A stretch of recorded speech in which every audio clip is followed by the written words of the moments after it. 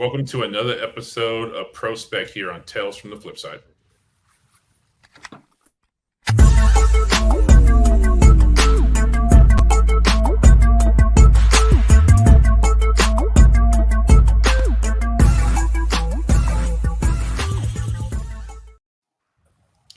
Thank you all for being here today. Guys, introduce yourselves. Aaron, take it from the top. Yep, I'm Aaron, also known as Yeezy Yee. You can catch me on IG and Instagram, and yeah, and then sometimes on Drunken Chat, and I also have Comic Book Food Chain. All right, take it away, Red Hood. Hi guys, I'm Red Hood, and these are my friends.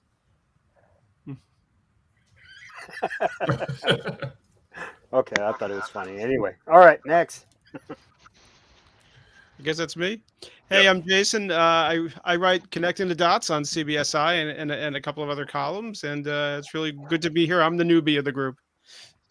I don't know about that. I mean, you've nominated quite a few books, and they've made the list, but I think this is the first time we've had you on the show. Yo, what's up, everybody? Josh Allen, Pee Wee Jr. 87 on Instagram. I like foreign comics. That's about all I got. Nice. And we got Phil here. Hey, what's up, guys? It's Phil. Jason, welcome. Good to see you on air, man. Thank you. Good shit. Yeah. Yeah, Phil, Vintage Comics and Toys. Just a surprise pop-in tonight. Happy to be here. Nice. And of course, I will come up bringing up the rear. I'm Chris Colbert, aka the Profiteer, aka the Dirty Flipper, aka the Speculator Don Dada, aka Mr. Make My Marvel, aka the Count of Monte Flipso, aka the MC of MC, aka He Who Remains, aka your speculator's favorite speculator, aka Big Papa Pump and Dump. Just playing. So Dang, that's 2 new titles. Oh yeah, we have to change it up a bit. We got to add some new ones. It will just keep growing. So And the bear. Nice. That's one from college. So shout out to everyone in the chat and all of you watching live. Like Jay-Z says, you could be anywhere in the world tonight, and you chose to be here with us, and we appreciate that. So, Man, Red Hood, you got some fans. Mama! Someone wants to meet you. Nice. Oh man, that's nice. That's cool. That's cool stuff, man. So we decided to change up the formula a little bit. Like I know you guys love the list, but we wanted to change the formula a little bit. We wanted to switch it up a bit and provide you guys a little bit more of a roundtable discussion around like how we choose some of these books, the things that we're thinking about, and the mechanisms behind that drive the spec that we bring to you all. So with that, today we will be presenting to you, Aaron, next slide. Make Mine Marvel. So today we are discussing the MCU and the TV and film properties that are planned over the next couple years. So these are going to be forward-looking statements. As a disclaimer that I give at the company I work for, these are forward-looking statements. Take anything with fact. It is much of this will be speculation based, and us like galaxy braining what they may be planning to do in the MCU. So hopping into kind of the first of the properties that are coming up on the horizon, we have Hawkeye dropping November 24th of 2021. So we are 20 days away from the release of this on Disney+. So to kind of kick it off, really for this one, if you don't already have your books, start thinking about where they could go with the characters that are known to be appearing within here, and thinking maybe 2 or 3 steps after the people who will probably be showing up in Hawkeye. So just kind of laying the canvas, we have Echo, we have Kate Bishop Hawkeye, we have Clinton Barton Hawkeye, we have potentially who's the character that they think second? Kingpin. Yep, there's potential for Kingpin to be introduced because of his connections to Echo and her origins. Vera Farmiga, who has been shown more extensively in this last trailer. There's rumors of her being Madame Mask potentially. Mm-hmm. So there's potential for Madame Mask there. You've got the tracksuit mafia. You've got Kazu Lucky the Clown. Kazi Clown, Lucky the Pizza Dog. So there's a lot of spec opportunity. You know, of course, Kate Bishop is connected to Young Avengers, so her first appearance, Young Avengers 1. She gets I believe, the Hawkeye moniker in Young Avengers 12, which is a little bit debated on when she officially gets the title. But again, there's you know, again, with Hawkeye, it's kind of already, we don't necessarily recommend buying these Hawkeye books right now unless you really feel like you can get in for considerably under market value. Because realistically, Young Avengers 1 is probably not going to go down after this drops. So if you can get one under fair market value, might not be a bad buy, honestly, because yeah, it's $1,000 book right now, give or take a little bit.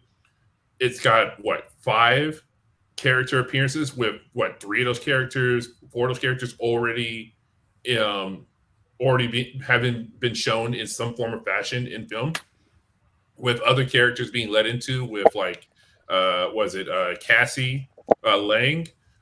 So we've got Hulkling, who Hulkling hasn't been seen yet, but his race exists. The Kree are known to us.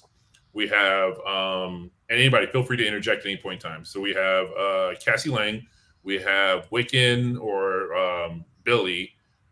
In issue 16 or 14, we get Speed. So we've already seen the twins already, and there's been rumors of casting announcements or attempted or casting calls going out for people to play their teenage versions for Doctor Strange 2. So you can almost take that, it's not a lock, but those characters, based off of the Stinger from WandaVision, will be the driving force behind probably what happens in Doctor Strange 2. And will play a factor in, Iron Lad, who has connections to Kang the Conqueror, who is a young version of Kang. The Kang multiverse has been already set up as well. We've got the Fantastic Four coming, so you've got that Kang Reed Richards connection there. So again, this is just galaxy braining. This is the type of stuff that we do amongst ourselves to think about what books make sense based off of what's happening right now, what could happen in the next 2, 3, 4 years to come. But yeah, anybody else want to jump in? Yeah, so one thing I will say about that is I've definitely been preparing for Hawkeye, so I'm rereading the Fraction run right now. I'm also I've been for over the last year or two, I've been picking up the later printings of the Fraction run, so those purple covers definitely do pop for the second and third printings, in my opinion. And then if you do like the later printings, that might be a route to go. I mean, because I've been finding them in stores for cover price and stuff like that. Just shops are, I guess, cater more to collectors than speculators, if you will, more or less. No, absolutely. And then but at the same time, some of those locations are also have several locations where they do know that tons of speculators go to there, so they'll price it for that market. So living in the big city, I guess that's what it has its advantage. One thing that I'm kind of taking a shot in the dark for is New Avengers 27, and the only reason why I say that, Clint Barton as Ronan, and why else would Contessa keep on bringing that up if it's not going to be important later?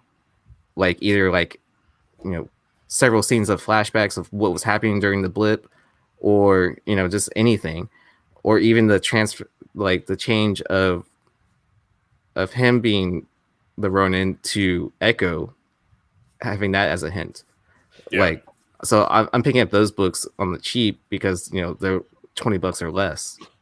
No, absolutely. That is a very smart play in my opinion, because Marvel has been known to Marvel, Cinematic Universe has been known to take creative licensing with character stories, maybe do slight adjustments and flipping.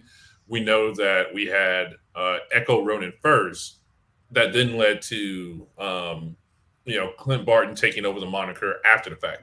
Well, it's already been established. They've now flipped it seems like. So we very may well, I mean, we know through the trailers that at least vaguely we have a couple moments of Kate Bishop running around in her makeshift Ronin outfit.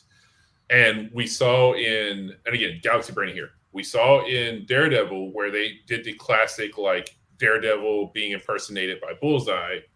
We could even possibly see a setup of a similar story of Echo, incriminating, getting people to chase after. I mean, you don't need to incriminate him anymore. He clearly killed people during the blip. So, Yeah.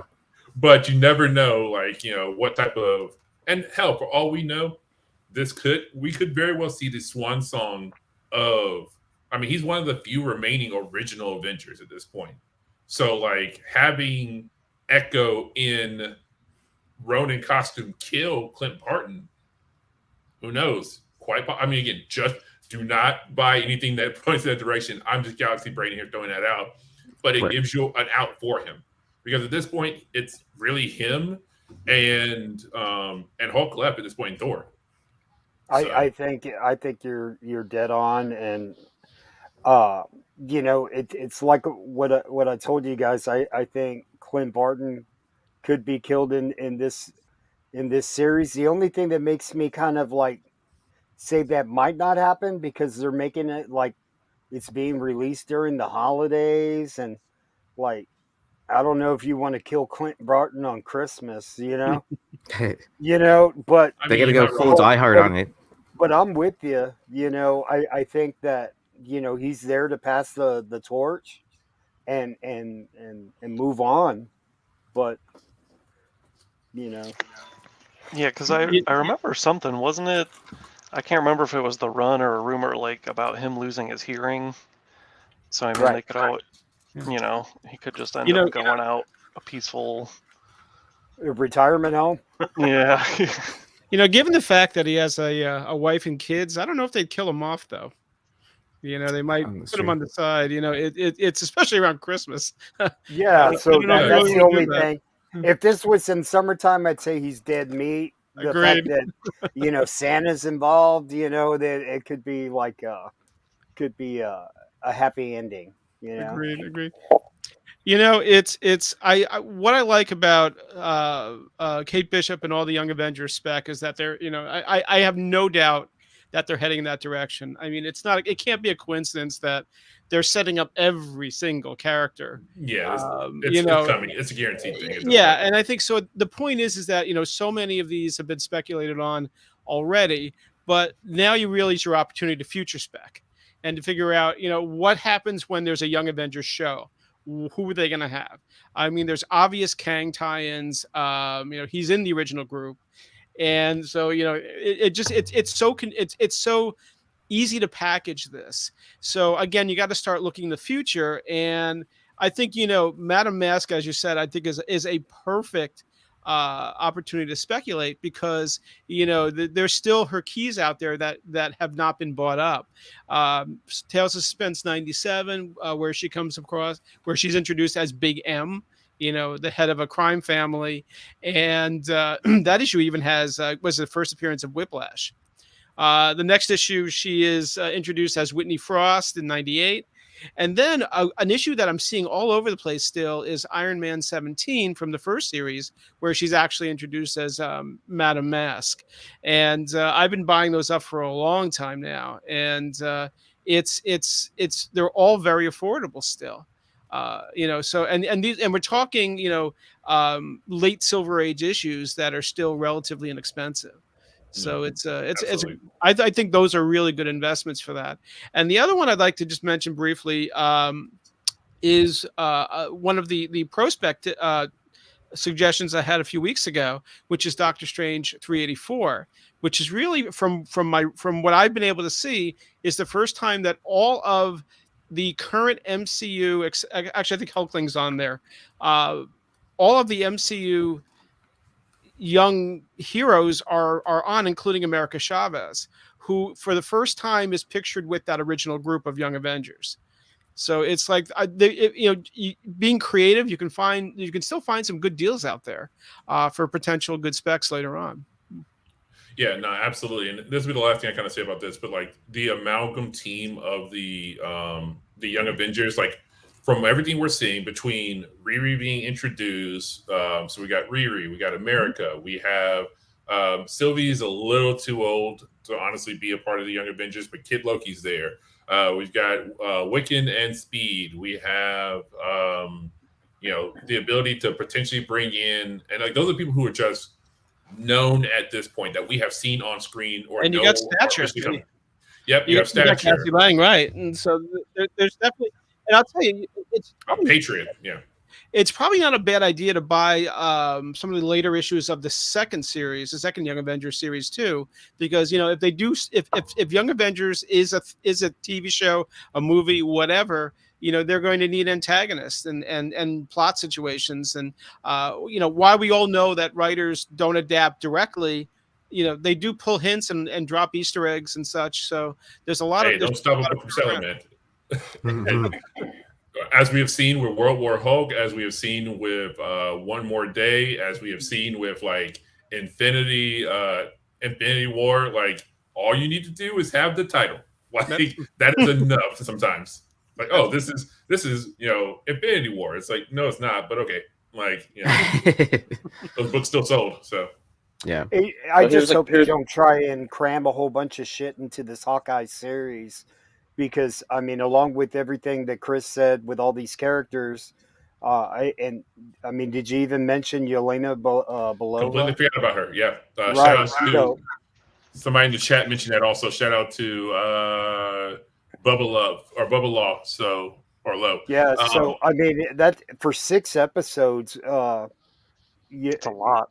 That's a lot. And man, I hope these episodes ain't like 25 minutes long. And the credits are 20 minutes. Like 6 episodes. Like, and you're going to have that many characters to man. They need to be at least 45-minute episodes, man. Yeah. They raised my Disney Plus subscription. I want to get my money's worth. They raised that shit a whole $1. Yeah.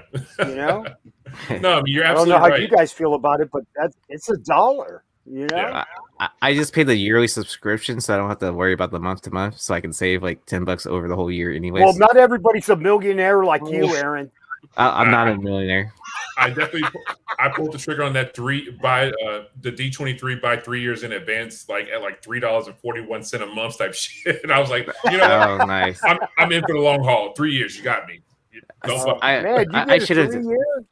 Yeah, I should have done 3 that. years. It's a D23 at like $140, or $114, and it came out to be like basically $3 a month for like 3 years.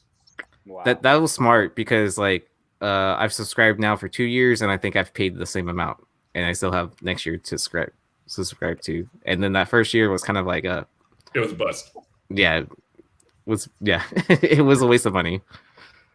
And you got to think that it is a lot to jam into 6 episodes, but they're also there's rumors of spin-offs coming from this show, so it's not like you have to flesh everything out completely. Well, I was going to say that very true, but like with the pushback, and also none of the stuff that was even if they hadn't pushed things back, none of that's ground level, except for the Echo series and maybe She-Hulk.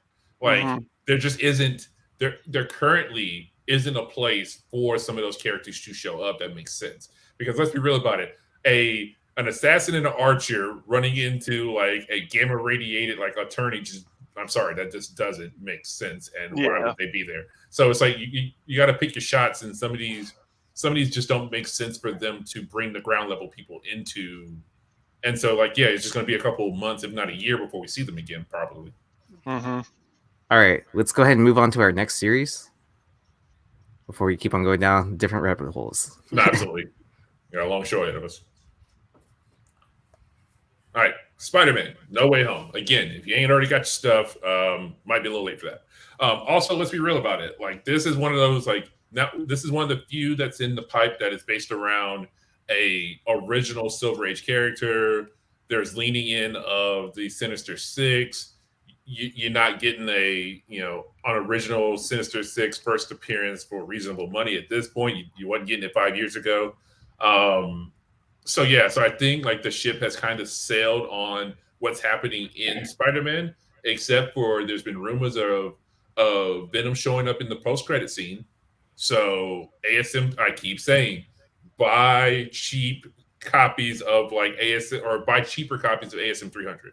If you can afford to get you a 94 or 96, There's a lot of value to still be had there.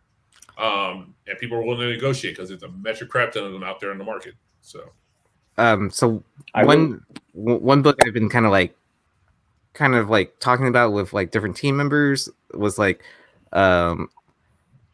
with so many Peter Parkers, do we not think that at least one, if not two, of those Peters die in this film? So speaking of, so possibly. So the reason why I say that is there are two books that came to mind like right off the bat: ASM 700 and Ultimate Spider-Man. Was it 163 or 160? I can't remember. The death of Peter Parker, right?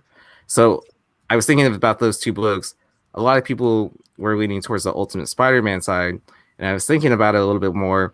Like we've already seen Doc Ock and stuff like that, so my bet would be towards ASM 700, but I mean, that's just a guess. You know what I mean? Like I have no hints of anything like that, or any it's just pure speculation at this point. That's good spec. That's good spec. Yeah. No. It's definitely not one I thought about, because like where my mind immediately went from, like what you're talking about the multiple Peters, were those were the old not novelization, but like those comics that were associated with like the prequel comics or whatever that were associated with Amazing Spider-Man and the original Raimi Spider-Man. Like both of those had comic books that are out there and available that are the first time of seeing both Andrew Garfield and Tobey Maguire. I got one sitting on a desk back there, and I had one sell for like $30 on eBay. So like those are still in package bins for like a quarter. If you can find them, those would be a great signing opportunity. But no, what you just mentioned is still a very solid one of the death of one of those characters. That's not really what I've been hearing though, rumor-wise. What seems to be, and again, spoiler alerts or potential spoiler alerts for stuff, just to put that out there, the big rumor is either Aunt May or Mary Jane. Well, I've been hearing predominantly Aunt May, that she won't survive this movie. That's a shame. Yeah, that's interesting because I've been seeing copies of first appearance of Mary Jane, first cameo, second cameo not shown, the first dancing cover of Mary Jane, right? Like people at shows they want those in high grade, and they're buying graded copies and I mean, it's been growing pretty well. So I'm like, there's got to be something, and they've been teasing like all this time that Zendaya is going to be something. This Mary Jane is going to be something. Well, so since we are having the television and movie, if you look at interviews that she's been doing on like the interview circuit when they were talking about, so she's been on the interview circuit for Dune, and they've been, of course, asking about Spider-Man. They always ask you about the other shit that they really care about. And as far back as like last month, she has been talking about like, when we wrapped on shooting Spider-Man, like it was a really kind of emotional thing. Everybody's been talking about how emotional it was, and everybody's been talking about, and like if you lean into the statements that she made, like, it feels like we're like it's like we're doing it like we did it for the last time, or that we're separating and stuff like that, and that I grew up with like these films and stuff like that. She's talking like somebody who's moving on to other things. Again, man, I hope they kill off Ned, dude. not a Ned Leeds fan. So yeah, that's what seemed to come out of her statements, is that like Zendaya wants to move on. Like, don't get me wrong, like the Marvel checks are nice, from what I hear, but I think she really wants to like establish herself as an adult actress, as like a lead. And I mean, the second Dune's giving her that opportunity. Apparently, like it's going to be very, very heavily focused on her character from Dune. I mean, she did that Netflix movie with John David Washington during the pandemic. Like, that was good. I think she's really trying to. I think she's really trying to like finally like establish herself as a. I mean, Euphoria is amazing. I think she just wants to establish herself more as an actress, and so her statements kind of lean towards like, yeah, this thing might continue. There might be a new trilogy of the college days, but I ain't gonna be around for it.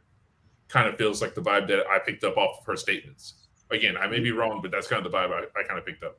Man, so I kind of feel like Miles Morales is going to make an appearance at the end of this movie, man. I mean, he's got to be close, man. He's got to be real close.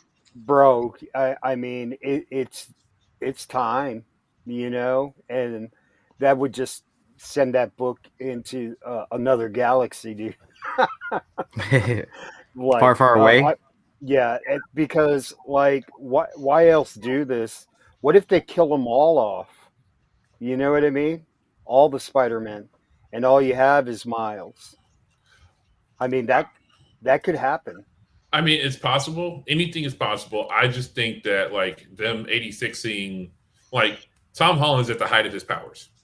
Like he really is. But also at the same time too, though, like, you know, there's been murmurs of a whole new set of trilogy of the college years, but we also know that he's got Uncharted. Like he's establishing himself as, and he's been doing countless other movies on like Netflix and Amazon, and I think he even has an Apple TV movie or something that dropped like recently or like last year that was directed by the Russos, right? The Russos, yeah, where he's like, you know, drug addict, bank heister or bank robber.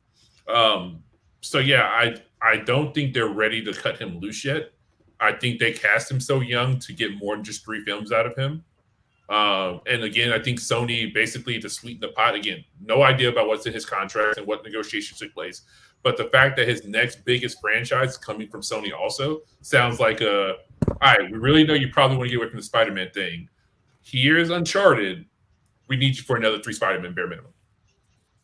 So it's like same way that like they basically got Scarlett Johansson, like Disney got her to play ball, was like, oh, and with her new movie, The Haunted Mansion or whatever the fuck they announced, like it was basically like we resolve things. And she'll be starring, and we'll be taking care of her on her next new big Disney film, whatever random Disney ride they're turning into a movie. Like that's basically how these things get down now. It's like, oh, okay, well, how about this? We can't fix this, but we'll give you points on the back end of your next property, but give us 3 more out of this one. And I think that's probably what the negotiations were. I just like, you know, I appreciate the whole artistic side of you know, the actors, and they want to try different things, but man, this is a solid paycheck. It's a guarantee, and it's blockbuster, man. And then they say they want to go do something else, and the movie sucks, like flat out sucks.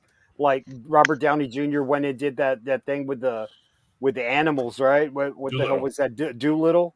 That movie sucked. That movie sucked. I mean, you know, did anybody tell him, hey, you know that movie sucked, right, bro? I mean, his logic was, he's like, I've made, like, I mean, like, not to count the man's pockets, but just off of, I mean, he got between the 2 Endgame and Infinity War, he walked away with something around like $500 million. Yeah, I mean, I totally get it, but like, you leave so you can make sucky movies? Well, you don't want to get typecast. I mean, typecast as like a superstar. I don't want to be. Well, it could also be like one of those situations where they're trying to wait for him to look older too. Like, you know, after he makes all these other series of different movies, like bring him back later. So like where it's like, you know, obviously he's at like a really high point of his career being Spider-Man, and it could be a situation where let's take him out of the MCU so people want him back in later as they're introducing all these new characters. And then as he comes back, it's like, oh, I remember loving Tom Holland so much, like when I either first got into the MCU or was really big into the MCU at this point. You know, that kind of situation. Well, I mean, I was gonna say, if you wouldn't mind highlighting Jazzy Bell's comment, like it's like the 3rd one down from bottom. So yeah, I mean, this has always been my experience as being like a movie dude for like all of my life, is that the reason why a lot of these people step away from like these iconic roles is that they get seen as that. Like it takes like whether or not the money's good, an actor is still in many cases is not a hired gun. Like you have your people who are, like De Niro has become that of sorts. Samuel Jackson has always admitted that he is a working actor. If you pay him, he will do your movie. The same thing with Morgan Freeman. But these other individuals don't want to get typecast and become these characters, especially when you start your career doing somebody like this. Like there are other people that you can't think of anything as anything other than that character. And when you think that way about them, casting directors think that way about them, they don't get other roles. Eventually they will age out, or eventually they will like just, be too old or too much money to continue to bring back. They'll try to move on to something else.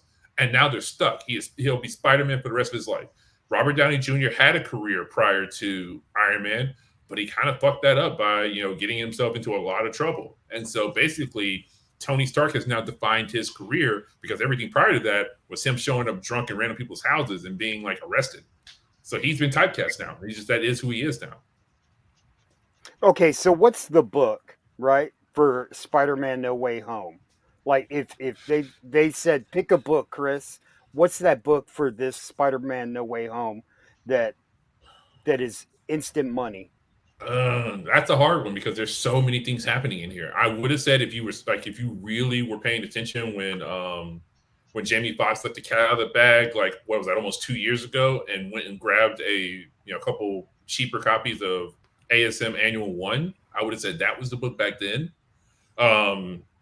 It probably things Venom or Morbius related would not be a bad play also, because that if they there's a reason why they kept pushing things back to make sure that certain things are happening, like Venom happened where it happened and Morbius is happening when it's happening. Like they kept shifting around Spider-Man.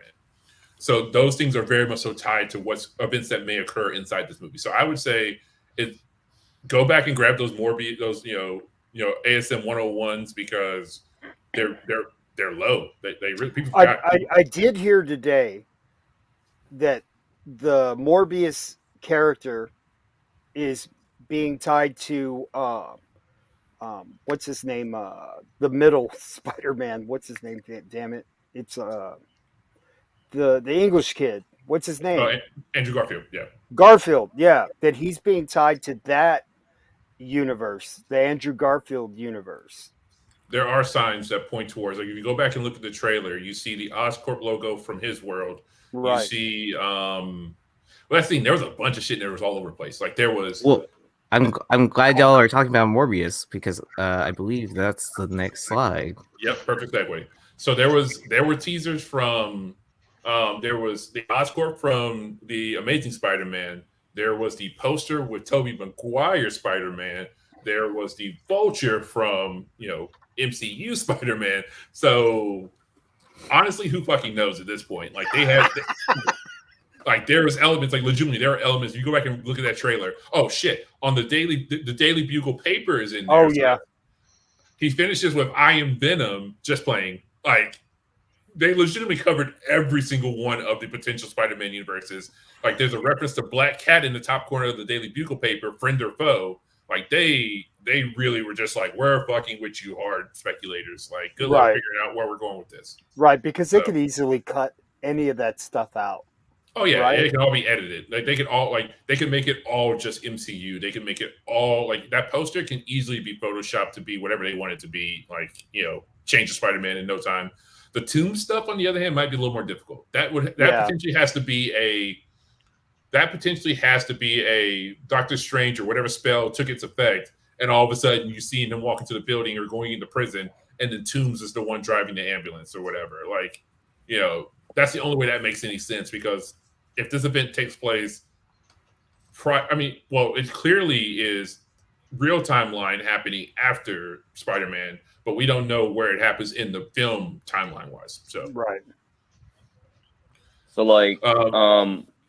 I'm actually kind of curious to see how they're going to use Madam Web, and I'm curious to see what Jason's thoughts would be. Because I don't think they're going to kill off. Just my opinion. I don't think they're going to kill off Tom Holland, or I think he's going to stick around, because they had to renegotiate this Sony Marvel partnership, right? So he's the bridge. So, but yeah, I don't know if Jason has any thoughts. I agree. It's with Robert Downey Jr. out as as the center of the Marvel Cinematic Universe, they need another lead. And for my thinking is that it's either going to be Doctor Strange or it's going to be Peter Parker, Spider-Man. It's Doctor Strange seems to, I guess they were hinting, or Feige had hinted that he was going to sort of step up and fill that void. as both a mentor to to Spider-Man, and as well as appearing in a whole across different movies. And so you got to start to wonder, who's going to fill that void. Is it going to be Doctor Strange? Is it going to be Peter Parker? And I think if Tom Hardy is the popular version, then that's what the one they're going to go with. And he certainly made his presence known throughout the Marvel Cinematic Universe already. So I don't know if they would kill him. I think they're going to do what they can to keep him, and it sounds like it. So. Is it making any of you guys nervous that we haven't had a trailer yet for Spider-Man? No. A second trailer? I think we've had enough. Yeah, I mean, and there's whispers if you follow the Murphys of the world and the Daniel RPKs, there's talk of a trailer as soon as the 15th, or between the 15th and 17th. So putting us exactly 1 month out. Like final trailer usually drops about 1 month out from the movie out. So would you buy Amazing Spider-Man Annual 1, Chris, right now? Would I? Hell no. No, not at all. I would trade into it. Now, it's not a book that I wouldn't want, but I'm just not willing to pay what people want for it at the moment. Hey, quick question. Marvel Tales reprints. Amazing Spider-Man Annual 1, I believe, is 150. Marvel Tales 150. And you saw the 106. Marvel Tales 106 is the reprint of ASM 129, and 98 goes for not cheap in that book. And I wonder if more people realize that Marvel Tales were reprinted these books, and oftentimes the first reprint of these books, if that would send the price on some of those books going up. So. Question: is there is it also a reproduction of the original cover just with Marvel Tales over it, or did they change sometimes 105 150 is a reprint with of Amazing Spider-Man Annual 1. The others, and so is 106, which is ASM 129. Some of they have Gwen Stacy. I mean the death of Gwen Stacy, right? The Marvel Tales. Yes, I believe they do. The 121. Yeah, I believe the 120. Yeah, I believe they do. I believe it is. So I think didn't Topher or somebody have an article about like those Marvel Tales like a while back? Like they are not a bad consolation prize. Like and they're old enough that they still are hard to find high grade copies. Like let's be real about it. Everything sells in high grade. Like there's a market for everything in high grade that's more than 20 years old. Oh, great. Like somebody will pay you money for a 9.8 and something. So. Well, one thing I can think of is a book that we've had on the Prospect 10, and if history repeats itself, when all those Mephisto rumors were coming out, we weren't recommending Silver Surfer 3. We're recommending the Marvel Tales reprint of that because it has the same cover. And that book, took off for a little bit too. I mean, obviously it died down because we didn't see Mephisto. But, I mean, who knows? Like, I mean, obviously there is a time period for some of those Marvel Tales books to really pop off and people to profit off them, especially if you're picking up high grades from dollar bins or even at cover price or whatever. Well, and also too, like, I mean, there is a certain level of nostalgia built into those Marvel Tales. Like most of those were like, from the 80s. Like that was, so if you're north of 40, like, that was the closest you probably got. Hell, you probably got duped at a con by grabbing one of those, thinking that you had the real thing, and going home and realizing that Marvel Tales is not Silver Surfer 3. Like, but again, like so maybe like it's like there's a little bit of nostalgia built in that as well, because for some people those were the first copies of those comics. I know for me some of them were. Like I remember going to cons and being like, oh man, like it's this story, and I damn sure I would never be able, or at least I thought I'd never be able to afford the real deal at 12 years old going to Heroes Con. So I think fantasy masterpieces as well. Yeah. And and by the way, the second appearance I think has been established as of the Sinister Six as Amazing Spider-Man 337. It was a long time between the first appearance and the second appearance of that group of villains. So it's if people are into second appearances, that's a good spec play right there. Yeah. Oh yeah. Yeah. So speaking also about Morbius, is this going to be a theater only release film also, just like Venom was? Yes. Okay. Only because Sony doesn't have a outlet for digital. Like they have controlling shares of. I mean, they sold Crackle ages ago to, I think, the Family Channel or Chicken Soup for the Soul or some shit like that. Like somebody owns that now. And then they have controlling rights in Stars, but Stars isn't configured for streaming. They do, like, Stars does that streaming. Stars doesn't have ability to monetize. Like, other than the subscription itself, there's no way to do a premium buy on Stars. Unlike, what was it? Like HBO Max or something like that. Well, HBO Max or even Disney Plus with the premium. Here, pay $30 and you get it. Or even who was it who had Halloween as a day-and-day release? Was it Paramount Plus or it was Peacock? Yeah, Peacock. Yeah. Yeah. So I just don't see, like, Sony doesn't have anything to promote like that they can just be like, oh, here. And also too, like, this contract was negotiated. They don't, like, everybody learned from what's they call Disney's mistakes. If the contracts weren't set up for it to be released on a day-and-day release on streaming and in theaters, don't do it, because you're going to end up getting sued. Like, people, like Jared Leto is a big enough star that he has points on the back end, and you are directly messing with his money if you release this outside of theaters. So it's just not a good play for anybody who's in the industry who's smart and messing with their actor or their director's points. So, is anybody specking on any books besides, I guess, ASM 101 for Morbius? Adventures into Fear 20, which is his first solo. I believe that's his first solo appearance. When you can't if you follow the Moon Knight formula, first appearance, second and third, and then first solo, usually goes up big time. Well, there's a book, and I'd speculate. I put it on my IG. The Morbius living vampire, the number 3, the Cocker variant.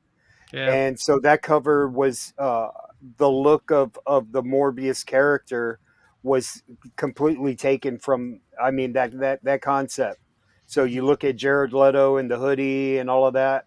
That was the thing, and that's why I had spec'd on it like a couple of years back. But other than ASM 101, like that book is that's an important book, like every Spider-Man collector should have ASM 101. Support our dirty flippers. So yeah, absolutely. Blue Green Artifacts is about to go on Whatnot. I'm sure he has a lot of spec books that So own information. He also brought up a good point right above that. First Hunger. I completely forgot about that one. And does everybody else remember when that book popped off like 3 years ago? Mm-hmm. They were talking about him making an appearance somewhere in the Spider-Verse, that Sony was planning on doing something with him. There's belief that that's who. Actually, I think it says here verbatim that Matt Smith is playing. So Matt Smith, aka Doctor Who, aka Putty Face for anybody who watched Doctor Who, is supposed to be Luxius Crown, or Loxias Crown, whatever you pronounce the name, but the Hunger. And his first appearance is Spider-Man 76. So that's that Shock. Was it Shock and Shock, or whatever the hell that cover was called? It's a really terrible cover, but I think everybody knows what book I'm talking about. Shock follows Shock. Yeah. So I'm glad Joe mentioned the Living Vampire title, because one book I wanted to give a shout out to Christopher Renstrom is the Living Vampire number 24. So this is probably like maybe a pretty big spec play, but this is the first time you have Morbius meet up with Blade. So I mean that might be just like way out of left field. So I mean if Hollywood is really doing this whole like vampire thing, in this cycle right now, like could this be a potential book that could be in play at some point in time, especially since like what we've already seen with Venom kind of opened up the doors for this crossover event with Sony and MCU. Yeah, that's where my mind's at. Like I probably should have, but I just skipped all like the spec that you wanted before this dropped. But I'm like, future spec, I mean, if this is going to cross over with the MCU, then I mean, I feel like this movie doesn't. Not that it's overlooked, but it's it's a Sony movie, so people are just kind of like, eh. But I mean, this is setting up like the darker side of Marvel and the Blade connection and all of those kind of things. So no, you're absolutely right. Like I was at San Diego Comic-Con of 2019 when they announced, when Feige like shut the building down basically by announcing Blade. I left there and immediately went on eBay and found the highest graded or the cleanest raw copy I could find of what is that, Marvel Spotlight 1 or whatever, Werewolf by Night's first appearance, or Marvel Spotlight 2. So I went out there and found that in the cleanest copy I could find, and I sold way too soon. I sold the second that the Disney Day rumors came out, or the D23 announcement / rumors came out of like 3 years ago, and I should have held. But yeah, no, that's occult characters need other occult characters to fight or to team up with. Like, and again, we talked about this on previous week's episode, is that Marvel doesn't do things in a vacuum. Like, it isn't the old days where it's like film is doing their stuff over here, television is doing their stuff over here, video games and comics are doing their own thing. No, it is Feige has his fingers in all of those realms of what's happening over at Marvel. So for them to be like, oh, we're dropping a Midnight Suns game where we're focusing on occult things happening in Marvel Comics video games, it's like, I wonder why this makes sense. Well, Morbius, Blade, Werewolf by Night, Moon Knight to a certain degree. Like, all of that will be connected because those characters need people of those worlds to fight. So, a lot of people, like, shout out to my buddy JR. He's been specking on Man-Wolf, ASM, I think 124, Phil. So, like, big time. That is one of those books that under the radar, but like if you can get a copy in a high grade, there's even a record that came with a record. The first appearance of Man-Wolf, if you can find that in a high grade as well, that might be something to scoop up, just a little cornbread there. But, if we're going to go into this, and I mean, but all intents and purposes, we're already headed there. Like, that would be a character to kind of spec on as well, is Man-Wolf. Yep. And that Creatures on the Loose book, and that's the first appearance of Simon Stroud. He's really strongly connected with Man-Wolf. We got the actor playing J. Jonah Jameson coming back. We got She-Hulk, right? They get married. I mean, there's just too many seeds planted right here. I think show up. Any of those monster books, Living Mummy, what was it? The first appearance of Supernatural. Yeah, thank you. Right. Yeah. Yeah. I mean, any of those books. I mean, that book has been hanging back for a while. I think people want it to be worth more than it is now, but it's one of those books that you could say I could have had it for 60, a high grade for $60, and then suddenly you're seeing it's a few $100s, and so it's like, I think any of those horror books from the the Marvel trying to do the Universal Monster thing during the 70s are great investments now. Yeah, Marvel Premiere 28. Yeah. Especially Marvel Premiere 28. Mm-hmm.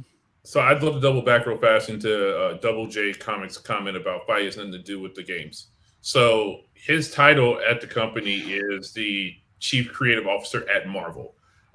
So to make the assumption that the Chief Creative Officer of television, film, animation doesn't have the ability to be like, hey, so what are you guys working on? Or, what games do we have coming down the pipe? Oh, wouldn't it be like, we're planning on doing this on the film side, comic side, could you maybe drop some like reprints of first issues, and even maybe like leaning on them being like, well, maybe we get the Suns the Midnight Suns game out to shoot first before we focus on whatever else that we have coming down the pipe. That's a great point, because how else are you going to test the waters with some of these characters? And that's a great outlet to kind of test and see how it trends. I mean, that's a great point, Chris. I mean, like, I think Feige definitely has some kind of influence as far as dropping some of these characters into a game, like whoever it is, and seeing how that plays out. Yeah, I mean, if you work in corporate America, you absolutely know that like the different divisions of a multi-conglomerate company like that are, if they're trying to be successful, everybody's talking to each other. Like, what you pursue or what you push in this side of the house definitely needs to be in conversation with what's happening on the other side of the house. Otherwise, you end up with the 90s all over again. So, just my 2 cents. Yeah, right. But it seems like they are talking to each other, because like it doesn't, Eternals probably won't be a banger hit, and they had an issue with Inhumans, but genuinely, I mean, they get it right.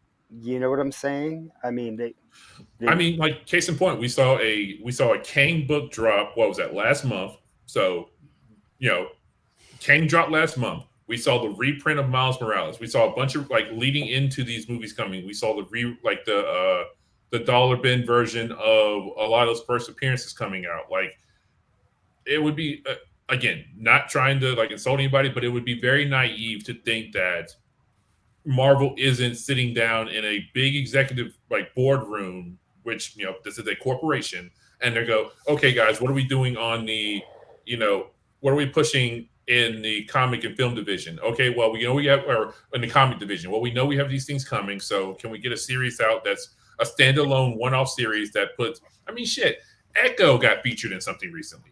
Like, absolutely. What reason did that serve other than to promote like upcoming like TV appearances? Like, so that answers the question. That answers the question. They are talking to each other. Yeah, that is purely to get you thinking about Kang, to get you thinking about Echo, to get you thinking about. I mean, God forbid, Darkhawk just got reintroduced. Who knows where that could go? And don't ignore the True Believers reprints as well. Because those are the issues that they're highlighting and such. And I think many of the characters we're talking about tonight, those first appearances and significant issues, are being highlighted in these cheap True Believers reprints. And it's almost like a shout out that, hey, this one's important. So it's don't ignore them. Yeah. Well, speaking of like coming up films, this is one I'm excited for.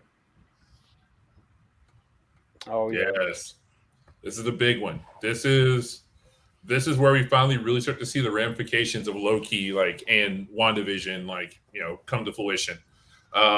So some of the things, like, luckily Josh is here. He brought it to our attention. As we always joke about, merchandise is the biggest leak that can ever happen to a company. Like, that shit will leak before anything else will.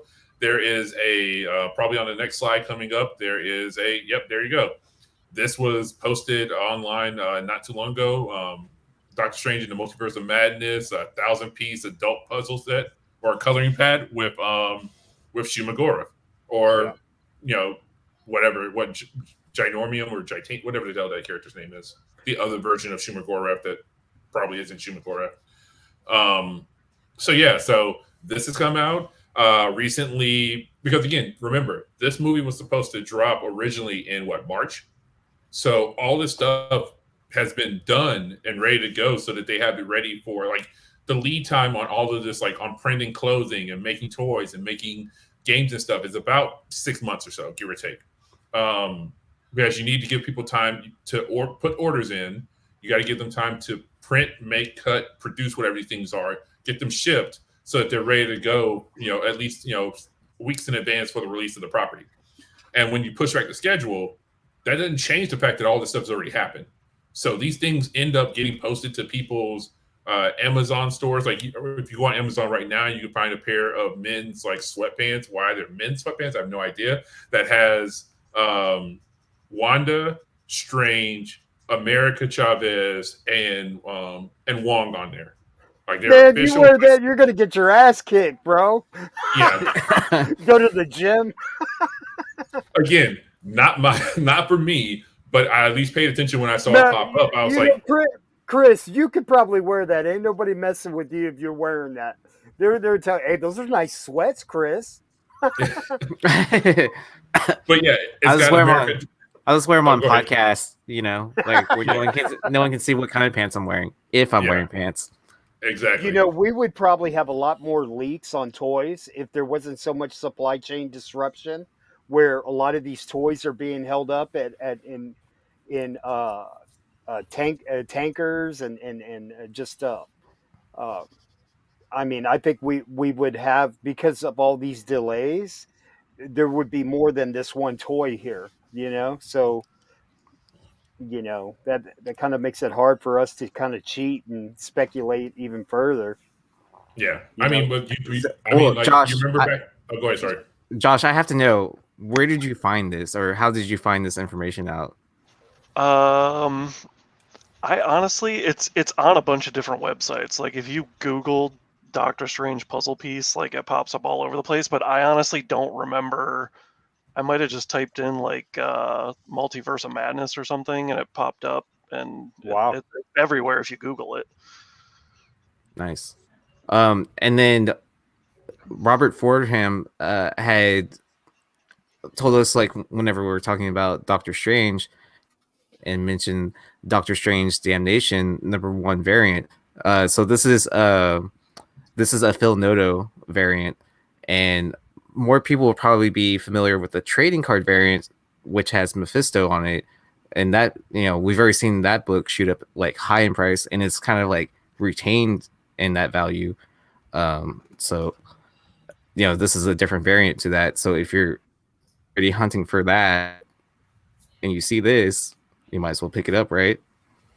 Yeah. So a little more details about that puzzle pad or coloring pad and puzzle, which is funny. This says adult coloring pad and puzzle, because you know who's actually putting it out. Like, so it's from Australia. It was an Australian made release, or an Australian website had it up for sale. It's from Scholastic Australia, like, you know, the book fair people. Oh wow. So this is one of those things that you would have been able to pick up at the book fair had things not got pushed back. And I guess in Australia they were like, whatever, we spent this money, we're putting this shit up for like. Because think about it too, like companies spent this money already. Like they bought in, they gave you money for product, because I mean, if anybody who's dealing with Diamond, that's 90 days that you got to pay up before you even receive product. And it is much the same. It is much the same with many of these other companies when you are putting orders for stuff like this, that you're putting it in 90 days in advance. So they have these people's money, and a lot of these companies are like, look, we made these things. We ain't gonna get paid just because you want to push back your movie 6 months. So like they sent these products and they were just like, don't put them out on the floor. But I mean, it's what it is. Yeah. It's a business. AOA, let us know if it was good or bad. We just got out of Eternals. So nice. But yeah, so in general, Doctor Strange, Multiverse of Madness, I mean, the twins. So again, like they're going to be probably a very heavy, prominent featured portion of it, because we know for a fact that Wanda hears, you know, them call out to her at the end of WandaVision. So we see here clearly what looks like Shumagorath on the cover. So that's kind of a given at this point, or, you know, in some form or fashion. The things that aren't 100% confirmed, but we keep hearing more and more leaks and rumors, is that the Illuminati are going to, you know, a multiversal version of the Illuminati will make an appearance to stop Wanda, and that she will either, you know, kill some of them or all of them potentially. And one of the ones mentioned most heavily is Xavier, being James McAvoy's Xavier from the Fox universe. That would be crazy. That would be our first true appearance of an X-Men in the MCU. And again, well, grab all the other X books you can get, because unless you got X-Men 1 money, I don't see you picking. Well, actually, no, I take that back. People, so I'll go down this little rabbit hole just for a split second. Is that people were banking on the X-Men showing up probably sooner than they should have, and a lot of people during COVID went out there and bought X-Men 1s and caused that book to go from like an undervalued first appearance to being probably where it should be market value wise. So there are a lot of cats who can't afford to hold on to that book for any longer. I saw a 5.5 go for at auction on eBay, mind you, cream to off-white pages, but it's still sold for 22, which is considerably under market value. My local LCS has a 4.5 right now that for 19, and I know for a fact they bought that book at 24 because I'm the one who sold it to them. So, so I'm just saying. Oh wow. I'm just saying, like, people are like, I've got too much invested and I'm worried I'm going to lose more money. You can catch somebody at the right time who's willing to, like, unload I wouldn't say go any lower like a 3.5, but if you can get yourself a 3.5 to 4.5, that's a sweet spot right there for being able to, because you're going to have the most buyers at that grade point. So no one's going to buy my 2.0 X-Men 1? All right. I mean, you'll probably still be able to move it. Yeah, I know. I'm just joking. I mean, it's signed by Stan Lee, so I mean, and all that. I mean, I would love to have a 1.0 of an X-Men, just to have it. I think it's still worth something. Like, oh no, absolutely. Now I get where Chris is saying. If you've got a heavy buy-in, and your intention was to double your money when you bought it, just like hide it. And hang on to it, because that time will come eventually. Yeah. It just may not happen tomorrow, but like this is a grind. Like if you're speculating and you're like, this is like, could be 2-3 years if you're willing to play the long game. Like some people who play the quick game, spend $1,000, make $1,000. That's one way to do it. But if you're going to grind it out and invest in these little keys, I mean, it's worth it in later on. But you've got to be patient, and you've got to be very decisive in your purchases, and be methodical. Don't buy junk. Don't and what I mean by junk is like try and collect every single title. You got to, if you're really going to make money in this hobby, I mean, you've got to have a condensed list of books and spec books. You can't just buy everything. I mean, no, absolutely. And with these bigger buys and stuff, you're gonna have to just wait. Like, you might get lucky and you might, pick up something or catch a piece of information right before it goes nuclear. But like X-Men 1 was going to be one of those books that you were gonna, like, if you bought once the deal went down, you got in at the bottom floor, but you were gonna be stuck holding that book for 4 to 5 years. Like, that's just what it was gonna be. Like, the plan was already in place for what was gonna happen in the films, and though they may revamp a script to shoehorn in a character, that just won't necessarily be the case with all of these. Also, I want to double back and highlight one of Double J Comics comments from like almost probably like 15 minutes ago. I'm not going to find that. Find it? No. Well, no, I found it. It's not that far up. So the comment he made was Insomniac Games developed a world purposely outside of the MCU for Spider-Man. Yeah. So when they did meet with Feige, don't be so condescending. Again, not trying to be condescending. I'm just pointing out the fact that. Oh, here we go. It's like not trying to be condescending. I'm just pointing out the fact for real that they are having these conversations. Like Insomniac is still like having conversations about what direction games should go in or what characters should be featured. I mean, the next thing out the pipe. Okay, so you got Spider-Man 2 happening, but Spider-Man is again, it's I mean, it is in the MCU, but it's a Sony property that has been allocated back to Marvel for shared use. The X-Men is like, again, so going into the game, the game stuff, Marvel intentionally did a culling of the herd to bring all of that stuff back. Like if you go back and look at Marvel versus Capcom 3 versus Ultimate, the lineup of the characters who were featured was purposely done with the characters that they were pushing for the Avengers. Like, and then you can go watch all the YouTubers who talk about games and stuff. They will tell you that straight up, is that you had that robust lineup in Marvel vs. Capcom 1, Marvel vs. Capcom 2, even 3. And then when the next one came out, the MCU was what the MCU was, and they were like, well, we want to push these characters, and we intentionally want to bury the things that are controlled by Fox and Sony. So that is why you saw no X-Men in that game. That is why you saw, but they featured Captain Marvel and all these other people, whereas 3 clearly had like the entire lineup of the characters you were used to seeing. Like Capcom, basically, like Sony or Marvel with the Capcom was just like, if you want to keep this contract, these are the characters that you'll push, and these are the ones that you'll keep out. So, like, to the viewers at home, like, this is how we brainstorm when we're like talking about what's the next play, and connecting the dots, and like Chris says, the connective tissue. This, so we're taking you through kind of like what we do as far as when we pick spec books. A lot of it is just spitballing, but more often than not, like, we pick books, and we're making good picks on our hunches, like, and we've proven it.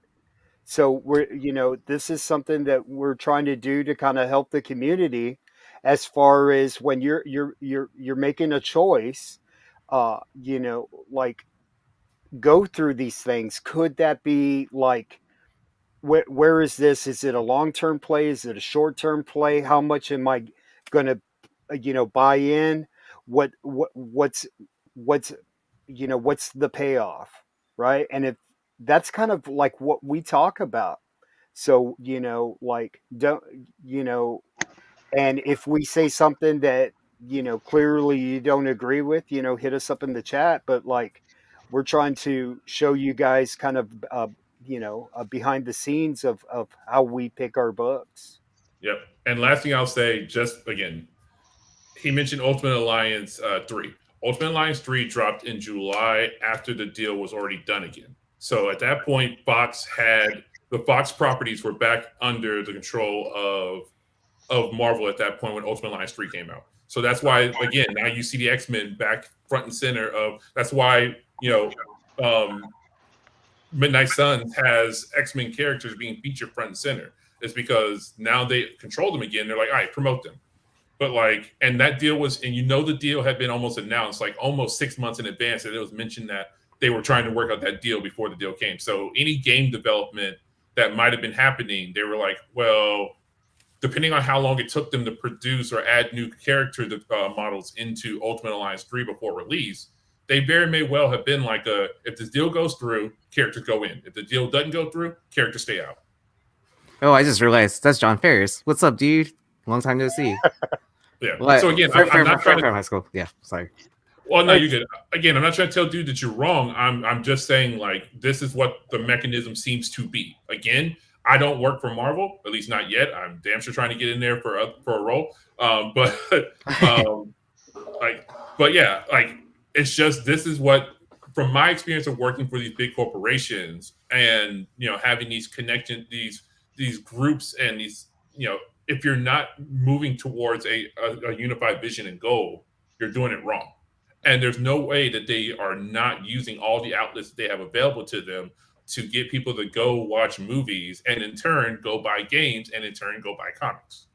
Like, why would you not just have everybody playing from the same sheet of music? I mean, they have comics promoting the video games. I mean, you did a whole thing when the Spider-Man game came out. They were all in the video game costumes, and I mean, they're playing off each other, which is clearly obvious. I mean, what are your thoughts, Phil? Like, this whole thing, like, that we've been going back and forth with. Well, this is like basically this chat right now that we're having with everybody publicly is what we deal with, what goes on every day in our chat room, and we're just going off and on, and Josh Allen's, he's throwing foreign spec fucking, and Aaron's like, something is killing the children, and Joe's saying something sly about Star Wars, and Chris is throwing his vintage heaters, and yeah, so I mean, there has to be, obviously they all talk. I'm excited about Star Wars. I'm excited about, all their video games and all the properties talking, the shows talking. And I think going back also with the Sonyverse, right? Like, I look at the Sonyverse and like I want to buy Venom 2 action figures and like there's just not that much available, but Disney is in turn making them and doing it with Funko and this and that. So it's like, I mean, they obviously talk, and this is just a really huge grand scheme.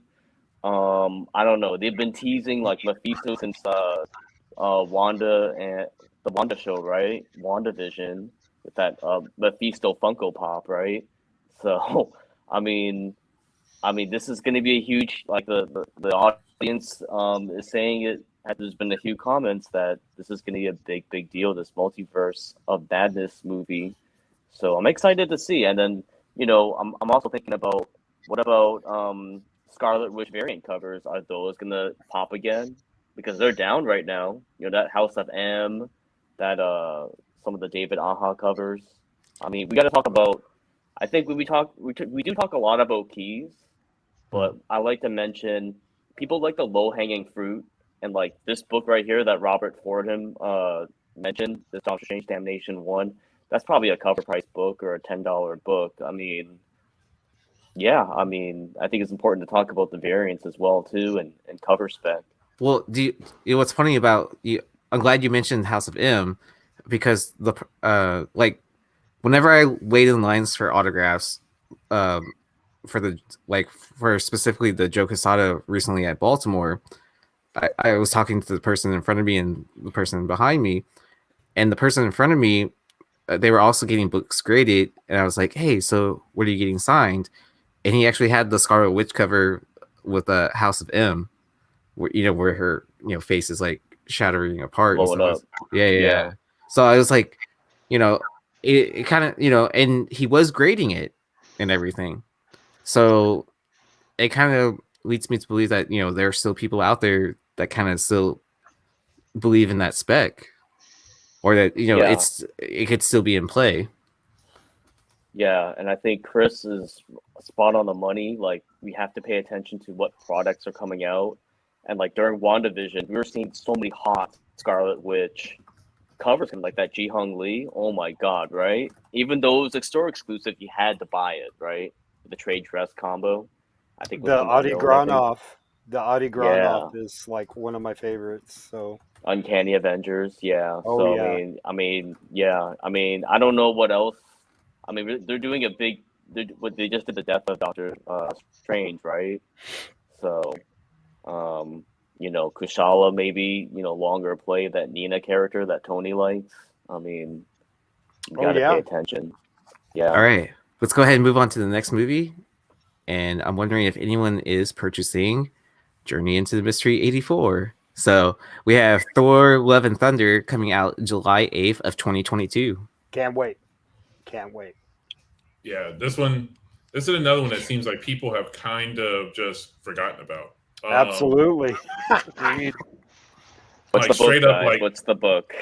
There's a couple of them. I mean, like all of that Jane Foster, like actual continuity Jane Foster Thor stuff. I still think that like people have love for that that Thor is Jane Foster what if 10.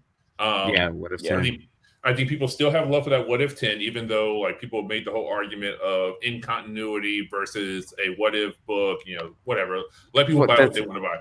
Well, speaking of the 10, that book has retained its price. Like, it hasn't dipped down like a lot of the other books have. I mean, and it's it's one of those situations with current books anyways too. What is Jane Foster's first appearance? Because it stretches out so many books. I mean, that's kind of like a thing in modern, that if you notice that, like, how many cameos does this person have, like, versus like what is considered a first full appearance, which I'm not here to argue what is, like, at all. Like, those kind of arguments don't interest me. It's more of like, do I have the book that's going to pop off? No, exactly. I mean, yeah. Oh, go ahead. Sorry. No, go ahead, Chris. No, and I was going to say, and I'm never one to try and argue somebody down on on what book they should be having in a scenario. Like, hey, buy what you like, but I will try to inform people of making the decision on if they're trying to spec on a book. That's a different story. Like if they're trying to like get other people to want to buy the book from them, then I'll be like, hey, then this is probably where you want to focus your attention. Probably not here would be my opinion. But I will never ever, for somebody who is like, just wants to have a book for their collection PC, I'm not going to be one of those people on a Facebook group slamming them, being like, oh, I can't believe you paid XYZ amount of money for the wrong book or whatever. It's like, no, they got the book they wanted to get. Like, let them be happy with their collection. So, like, when you think about this movie, there's going to be 3 Academy Award winner actors in this movie, right? And so Christian Bale is going to play Gore the God Butcher. Like, I absolutely do not think he's going to butcher this role. I think this is going to be like his swan song. Not a swan song. I think this is going to level him up. Like you're going to remember this character, whether they kill him off or not. But and if and Natalie Portman, she's a method actor, right? So she's Christian Bale is a method actor. Oh, big time. He takes it to the next level. Like Oh yeah, like he'll drop weight or he'll gain weight or like same thing like anything. With Natalie Portman.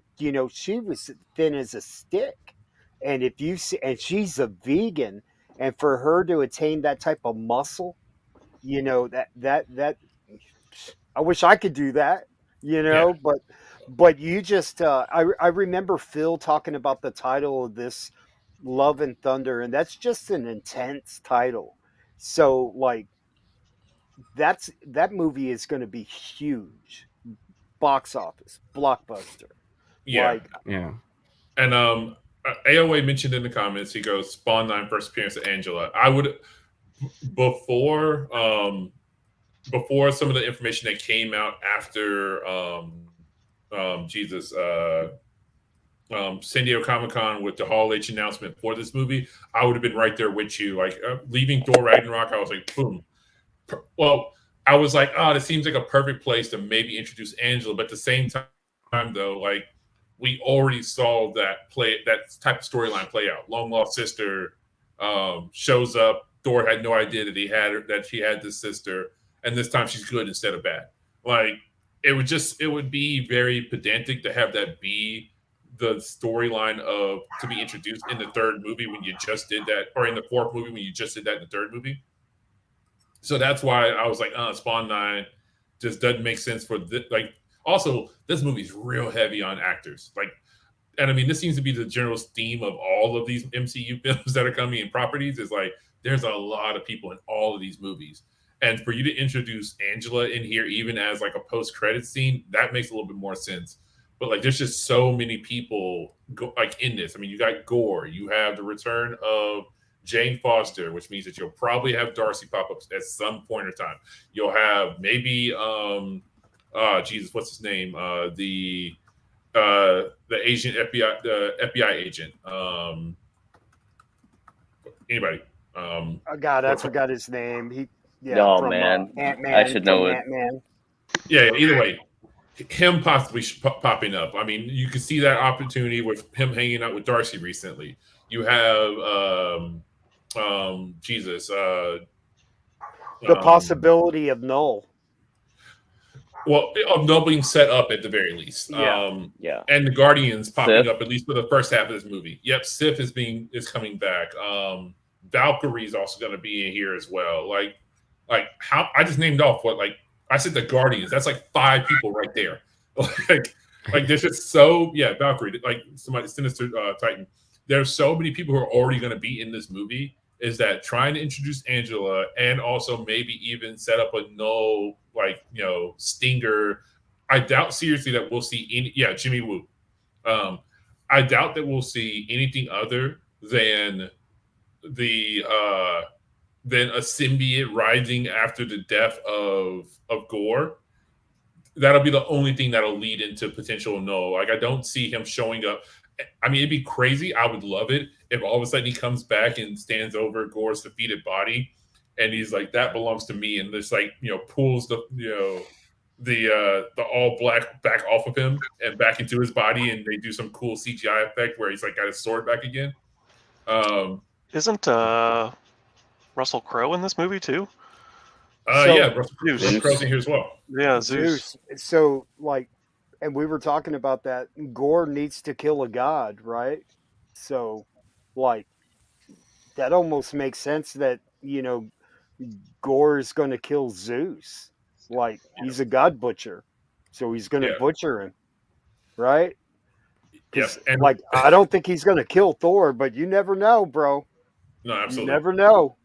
And once again, to respond to JJ's comment, so the reason why we're saying no is because of, first things first, the reference to, so going back to What If, they referred to Hela's headgear and sword as the all black sword, or the necro sword. Sorry, they referred to it as the necro sword. It had never ever been referred to as a necro sword at that point at all, and they went out of their way to hammer in the fact that it was the necro sword. So it's like, okay, yeah, maybe somebody just decided they really wanted to call it the necro sword.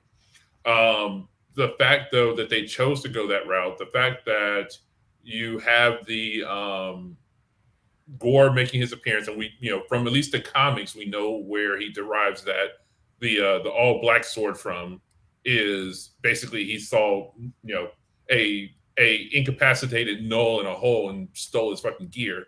So you got that as well, and the fact that in Venom they just referenced from the the Null storylines and the Planet of the Symbiotes and stuff, that, like the hive mentality, the hive mind. If you knew what we had been through or what we had experienced in all our times across the galaxy, it would explode your head. Like if we're still basing this on comic books and the connective tissue between comics, this is the the long-term connective tissue that ultimately led to Null being introduced by Donny Cates. He played off of all these other people's stories, Jason Aaron's stuff and the Michelina and stuff from like the 90s and stuff to create this character. And it does appear that seeds are being dropped and set up that Null is again, other than a cameo, to not be seen again for another 2 Spider-Man movies away or 3 Spider-Man movies away. But it would not be crazy for them to just, like, what would it hurt for them to do that? In the same way that they pulled off Thanos after whatever, what was that? Where he's sitting on his throne. Guardians, yeah. Yeah, so no. Like or the Avengers. Yeah, it was the Avengers. It was the Avengers where he was like to fight these mortals is to court death. And he smirks, and then and everybody leaves there who isn't a comic fan going, who the fuck was that? And all of his comic geeks were just like, oh shit, Thanos. Like, if it never pays off, because they had no idea that was going to pay off long term. They put that in there. They had managed to pull off one teen movie, but they had no idea that they were ever going to make it to being able to tell that story. They threw that in there, and it was a lob and a prayer. So again, I'm just saying, doing the same thing with a Null, you force the machine, like you basically put it in people's minds, and they start asking questions. People start running articles on CBR and things like that. Who is Null? Answers about the upcoming big bad of the MCU. Like the machine starts basically rolling on itself at that point. Like you had to do nothing other than drop a character in and let the machine just carry it. So yeah, I mean, I don't think it's unheard of or crazy to be like, Null could show up. Also, they like to focus on the last 20 years of comic book. Like we were talking about this in the private chat. Most of what you're getting out of MCU is stories from the last 20 years. Almost everything other than origin stories, you get an origin story and they immediately fast forward to something that happened in the last 20 years. Mm-hmm. Well, I have to ask the panel, are y'all picking up, Thor books right now? Specifically like that focus around Jane Foster and stuff like that. Not around Jane Foster, more around Gore the God Butcher, like the number 2, like you can buy those. They're at a affordable price right now. The variant is probably a little bit high. I mean, I would say, but and also the origin of gore. But honestly, like issues 1 through 25, like there's some nuggets in there. Like, uh, and I'm not going to give you guys all the cornbread, but there's like spec in a lot of those books. So go do your research, and you'll know what I'm talking about. That could tie heavily into this movie. So, I mean, that's kind of what I would tell the people listening in tonight. Yeah. And also I saw multiple comments about Howard the Duck in the comments. I'll put money on it that we see a Howard the Duck series announced at Disney Plus Day. Hey, that's next week, right? Yeah, I will put up to anybody who's willing to match me. I'll put up $50 right now that says they will announce and you know what? If it doesn't happen, then I'll give away a book. I'll give away at least $100 book. No, we ain't doing that, Chris. We'll do it. A pack of Mylars, bro. I will give away 100 because that'll hurt more. Wait, which one's more valuable? Which one's more valuable at this time? Yeah, I'll give away a $100 slab if. No, you ain't touching my Mylars. No. I was like, let me flip through what's sitting right here beside me. But I'll give away at least a $100 slab if. I got you on the big screen. Yeah, I'm just. Let me just flip through a box or something. Oh my God, here we go. Let's see what can we give away that makes sense. Like. Got any Peach? Peach Momoko? I don't have any Peach Momoko. Rose Best? Nah, all my stuff, man, is like, shit like this. Like, that's what just came back to CDC and like stuff like this. And like, that's. I press that. So here, give me a split second. I'll find something that makes sense to, fuck it. Here. I'll give away this. I will give this away to the audience. 9.8. I press that. Okay, so what's the $275 book? Okay, so the situation is if they do not announce, a Howard the Duck series at Disney Plus Day, I will give that away to the audience. My hand to God, that book's gone. We'll use one of the little systems. So anybody who's in the comments will get that book. But yeah, so don't comment on the live chat. Leave a comment on this video, and so that way we can put your name on some like random list or a wheel or something. We'll figure it out, or we'll do the random picker or something like that. Hey, bro, go buy Howard the Duck #1, bro. Yeah, I mean, grab those Howard the Duck books. Honestly, his first appearance is still damn cheap. Like that's what a Fear 17 or something like that, or Fear 14, whatever. I also like the first appearance of Kiss in comics. Oh yeah, that's right, dude. Yeah, absolutely. Yeah. I mean, those are like relatively cheap, and then those, Kiss is getting older at this point. Hey, really quick, what do you think all happens with Jane Foster and the Thor mantle after this, and do we see Thunderstrike as something real? I would love to see it handed over to her, but I know it's just not going to happen. Like he is too happy, more than happy to play Thor. Like he is one of those people who's just like, no, I will be typecast. I will. When everybody else was like talking about wanting to go off and do other things, and they kept like when it was all like kind of coming to an end, and everybody was getting interviewed around Endgame and Infinity War, and they were like, so what about you? Like since so many of your co-stars are leaving and blah blah blah, he was like, I will play this character as long as they let me play it. Like the other movies that he do, like he is other than his Netflix thing, he's not making MCU money off of any of that stuff. Like he has nothing else. Like Ruffalo has his like indie films where he'll go do something that wins him an Oscar or gets him Oscar nominated. That's where his heart lies. Like doing these big films allows Ruffalo to go do his little indie stuff that makes him like happy to be an actor. Like what's his face wants the check and he wants to hang out with his family in Australia and not be bothered. So I don't see him going anywhere anytime soon, which means that her permanently taking over the mantle probably won't happen. All right. The next series we have is Black Panther: Wakanda Forever, coming out November 11th, 2022. In almost a year, man. So, this is one where there was a lot of opportunity, and there still is a lot of opportunity here. So you have the battle for the cow type of scenario that they're going to be doing. All signs point towards that the story arc will be a bunch of misdirection on who will be ultimately the new Black Panther. I know Daniel RPK said it today. I've been very fortunate to have some people who have pointed me in the direction of Shuri was going to be the next Black Panther months back. And that, you know, Namor was going to be the big bad or the anti-villain of it.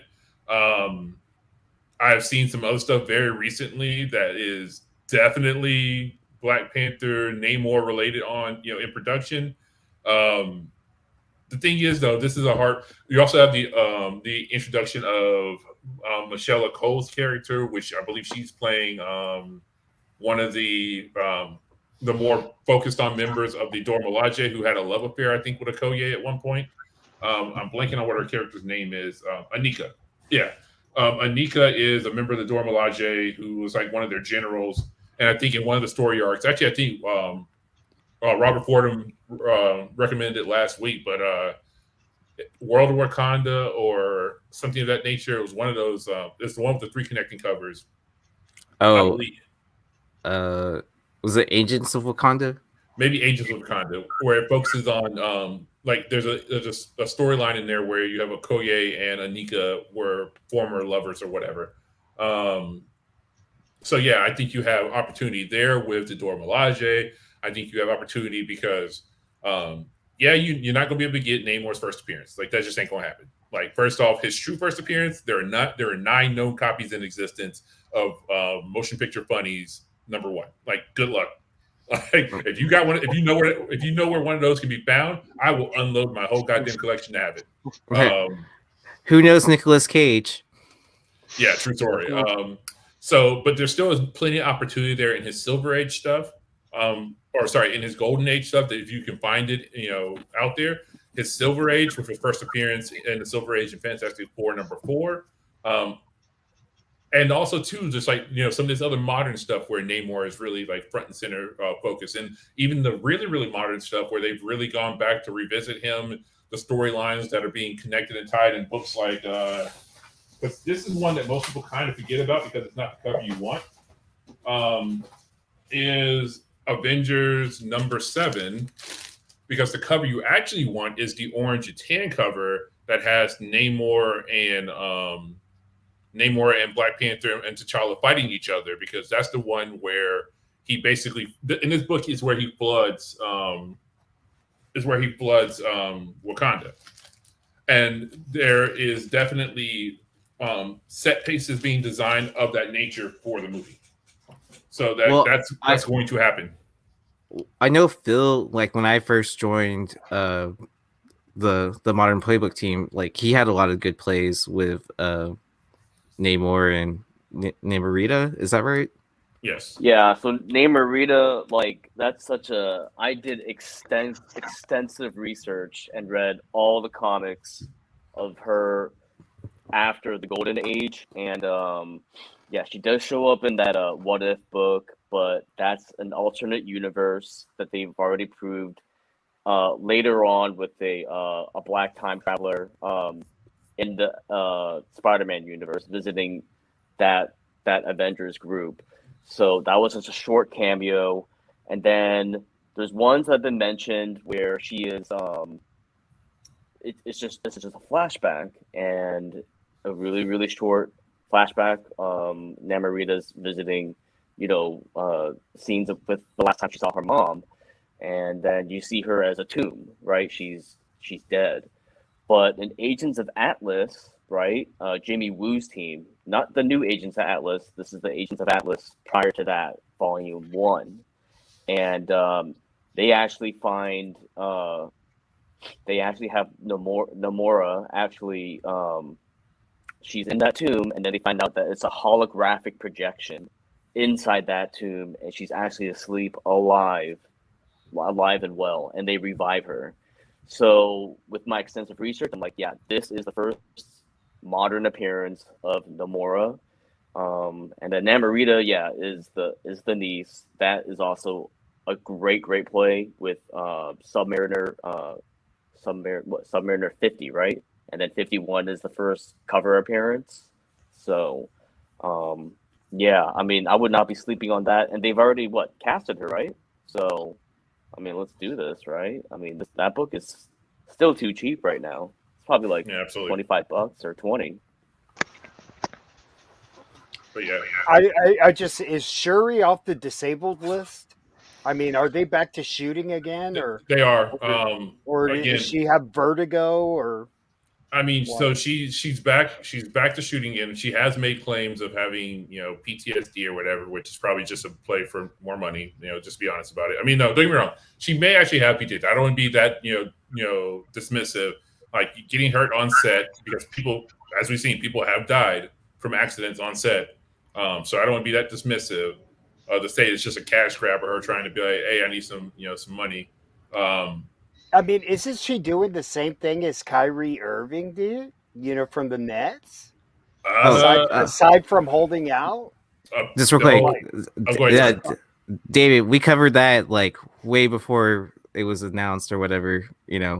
Like as soon as Chris joined the team, like he dropped that on the Prospect 10 like months ago. Oh yeah. Yeah. I mean, you watch every week, I mean, I think that's still a cheap book right now at $200 near mid. Yeah.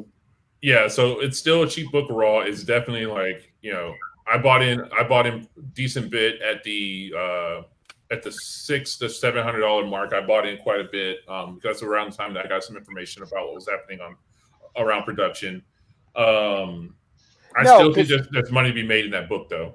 To make my whole point, like, do you think she could be a distraction on the set to where they absolutely not right now. I've asked that question and they're just too far gone to back the train up and to reshoot scenes and recast, and they're too far down the road, because I mean, again, this movie was originally supposed to drop in June of last year or next year. So June of next year, this movie was supposed to come out. So like they would lose so much money to back up production to try and you had primary principal photography is going on in and around the Harvard campus. You can easily go find that information. Like they're shooting in Boston and in Massachusetts, and locations and stuff. So the weather is now turning to a place where they wouldn't be able to shoot any of those scenes. Like you're not going to be able to do a fall on a college campus fall semester on a college campus in Boston scenes. Because there's not going to be snow on the ground very, very soon in that area. I mean, shit, it's snowing in Ohio. So yeah, they're definitely getting snow up in New York and Boston around this time. But because if she's doing what she's doing, okay, does that almost ensure that she's not brought back for a sequel? Yes. So to the point that you're making, absolutely, there is a strong possibility that they will Terrence Howard her the fuck out of there for the next movie.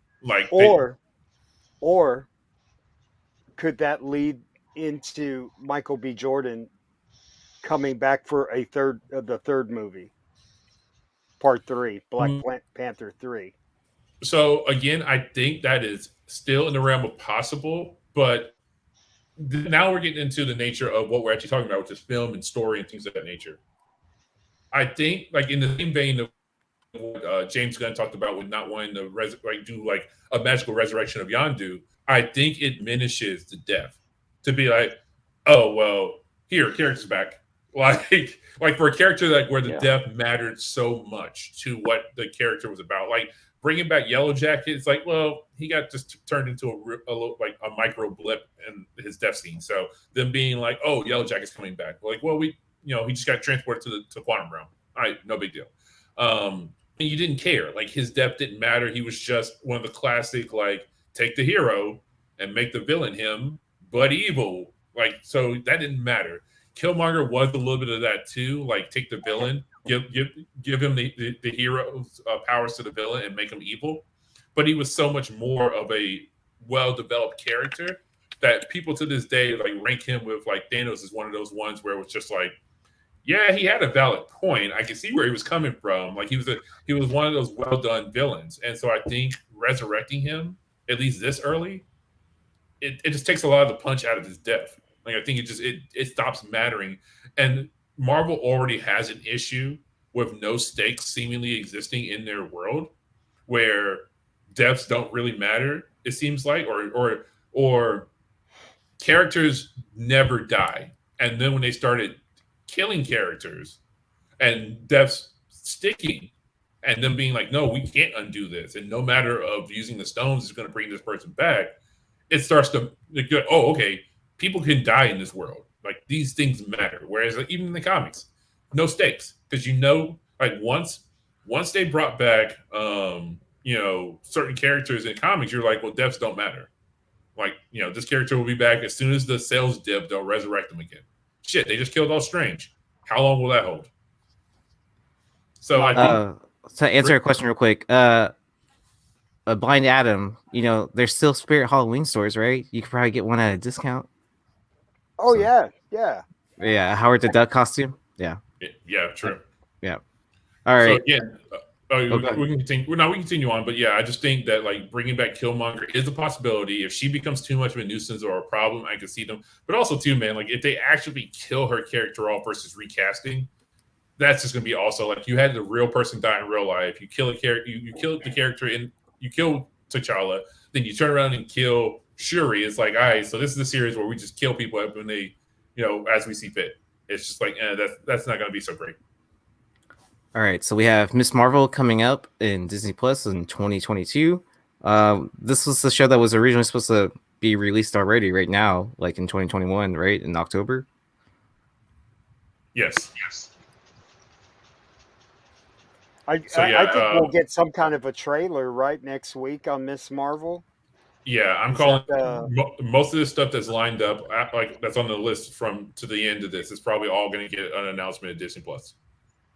Because I mean, I'm already getting hit up on my Kamala Khan second print of Marvel 4-1, like, and we're talking gaudy numbers. So I mean, they're done. I mean, like production is done. I think they're just doing like post credits, or not post credits, but post production work. But for all intents and purposes, this is done. So all new Marvel 1. So all new Marvel 1 in 75 McNevin variant, is that gonna maybe be I wouldn't say the next Ultimate Fallout 4 variant, but what do you guys think? Can it make some steam and get into that plus $10,000 territory in 9.8?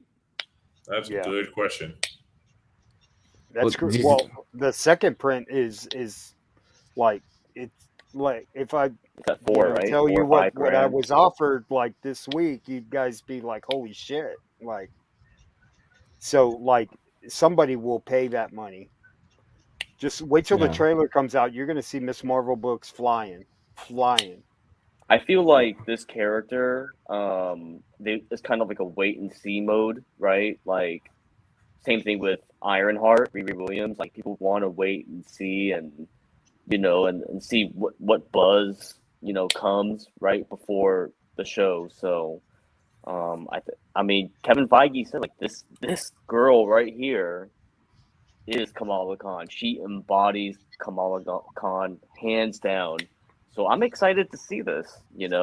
Well, does it worry anyone that they're instead of doing like the stretchy arm and hands, that they're doing like that power beam thing instead? Does that worry anybody?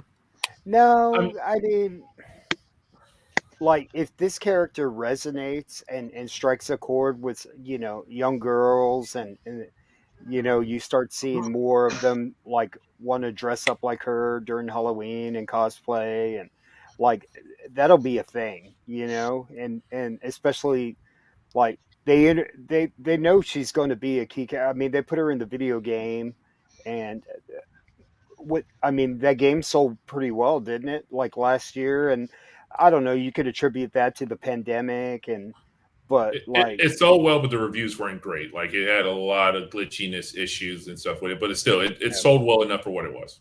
Right. What do you guys think about Captain Marvel 14 and was it 17? What do you think about those? I think those are also strong plays as well, but I think the big issues with those is that they don't have good covers. I mean, the second print does, because that is her first, cover appearance before everything else. Well, sorry, other than her first appearance, that is her that's a nicer cover play than I think the point is. But I think I think there's opportunity there. I think it's just the fact that she being buried in the book a little bit kind of ruins it a little bit. I don't remember the exact issue number, but the cover play I like is Inhumans versus X-Men. Yeah. The Cho variant with Kamala Khan on the cover. It's a great cover.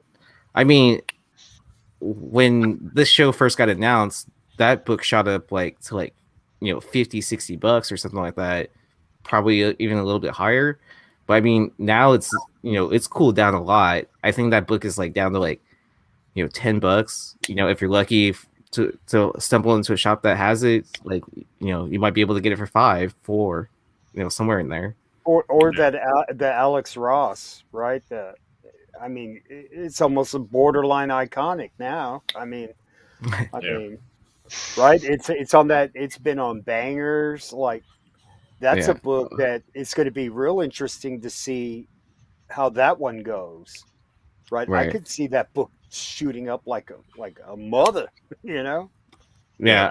I mean, so I remember reading that storyline.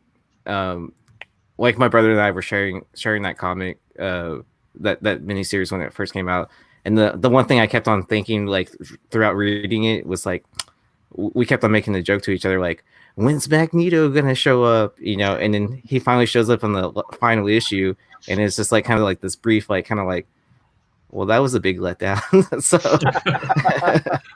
yeah, so one of the things I'm seeing a lot in the chat right now is a lot of people being I'm afraid Miss Marvel is just a fanboy property. Miss Marvel has no real fans. I mean, y'all not wrong. Besides Spec, never met a Kamala Khan fan. You're not wrong. There's a reason why they've restarted her series. 3 times now at this point. I mean, but couldn't you almost say that too with Spider-Gwen? No, and that's exactly where I was going with this. Is that you can say that about all these a lot of these MCU characters. Everybody likes to have revisionist history, but there's the reason why the MCU is what it is because that's the shit they couldn't sell. Those are the characters that nobody fucking wanted. So were none of us clamoring over Iron Man books in fucking 2008. You were like, Iron Man, that's what we're all right, cool. Well, fuck it. I guess I'll go. I mean, I was in college at the time when that dropped, and I was just like, I mean, I guess I'll go see it. This place serves beer, and I can watch a movie with my fraternity brothers. I guess I'll go see it. But no, let's not pretend 99% of the shit they started out with, Black Widow. Who gave a fuck about Black Widow? Yeah, nobody. But you can create. I know I hate to say it, but they can manufacture success around the character. It doesn't always happen. Case in point, Eternals, but that's also 11 years into it. Well, let's loop back to the very one of the first series that we were talking about, Hawkeye. Who remembers the Avengers side scroller? How many of you jumped up to be oh, I'm gonna play as Hawkeye first? Never. You drew exactly. You drew the short straw, or you joined in late to a party. You're shit. I guess I'm Hawkeye. Fuck. But you wanted to be Vision. You wanted to be Cap. You never wanted to be Hawkeye. Fuck that. No. Right. Exactly. So I mean, but look at his fan base now. At this point, he's been in several movies. He's now has his own spin-off series. So and Chris has got a point. These characters were the ones that didn't sell, but they figured out these stories and the concept. It's almost like a concept. like we could take these characters and put a great actor in there and put them in real life situations, you know, and see what happens, you know, and use kind of like loosely based around the comic book story, and that's kind of just translated to success, right? Yeah. I mean, so like, you know, like Phil mentioned, you know, they've got like, and they've called her a prodigy, the girl playing Miss Marvel. So like, it's not so much what's happened in the books, it's what could happen when it translates to big screen, and Yeah. how that resonates with people. No, Yeah, you're I feel absolutely right. like you. Oh, go ahead. I'm sorry. Go ahead. Okay, so I'm. No. You know, with the Miles, the Miles effect, right? So I mean, there's a lot of people, and Mel, if he was here, be like, yeah, you know, when I see my my nephews, I'm like, and the, you know, like, and you know, kids I interact with, right? That are family, like that. I mean, that Miles Morales is them, you know, and for Kamala Khan, right? And I live in Northern Virginia, where there's a ton of Pakistani communities around here, and it's like this Miss Marvel, right? Kamala Khan, that's them, you know, and this really resonates with millennials.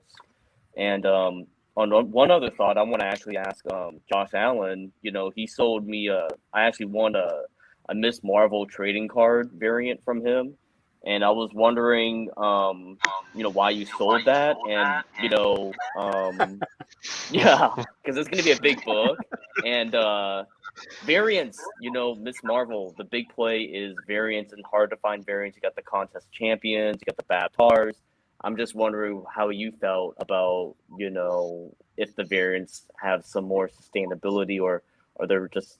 I mean, I think they're cheap, but I don't know what you think, or maybe you have a bunch of copies. I don't know. You're ready to sell it? Oh God, no! That trading card one, that was my only one. The only reason I guess I could say for that is because I got that that 9/8 slab, the Zoom Miss Marvel slab from Tony on Whatnot, and that's like $1,000 book.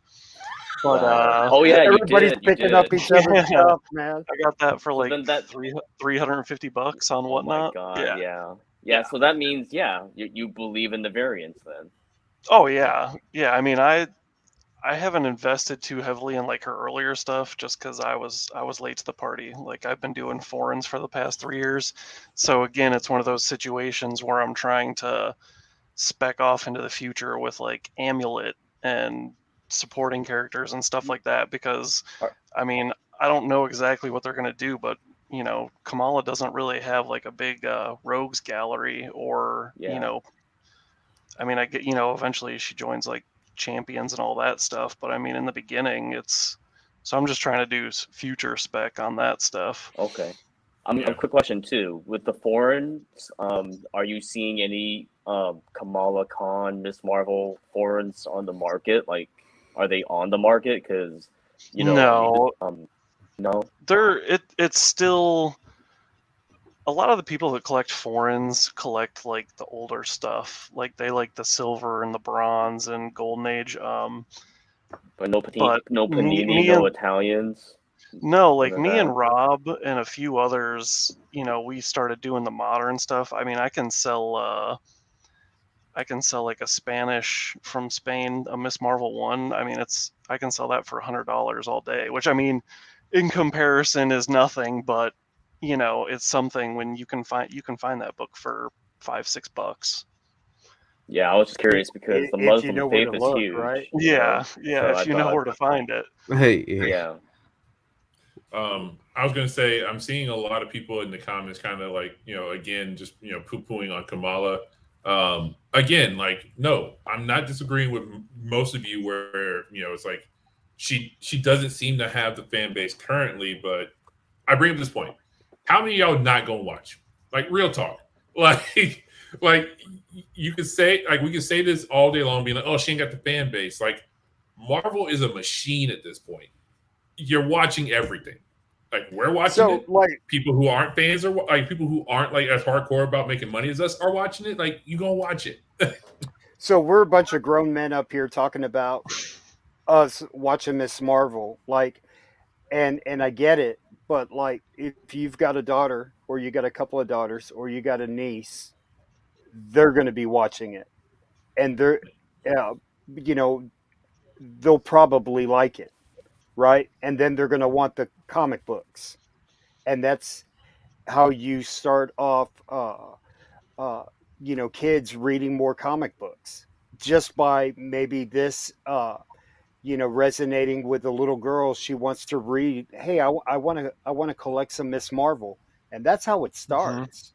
Yep. So let's keep it real. Like, we're a bunch of grown men up here. All Kamala Khan sucks. Like, that's not for us to say. This show comes out, people are going to watch, and then when the Marvels come out, that's going to be a thing, and people are going to go see it, and it's going to make a lot of somebody's watching it. All the stuff that we say sucks. Somebody like spends money and watches it. Well, when did Marvel Risings come out? Has that been out for like a year now or two? I want to say it's been out for at least 3 or 4 at this point. Yeah, it's been more than that. Yeah. Well, so if you really think about it, then the audience that started out with that, and 3 or 4 years later, they're older. They're probably old enough to watch Miss Marvel now.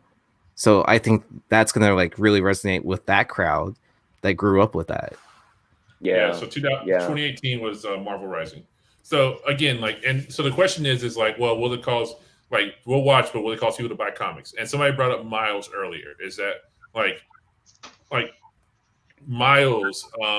Nobody gave a shit about Miles. Yeah, Miles has been out of for that is years. True.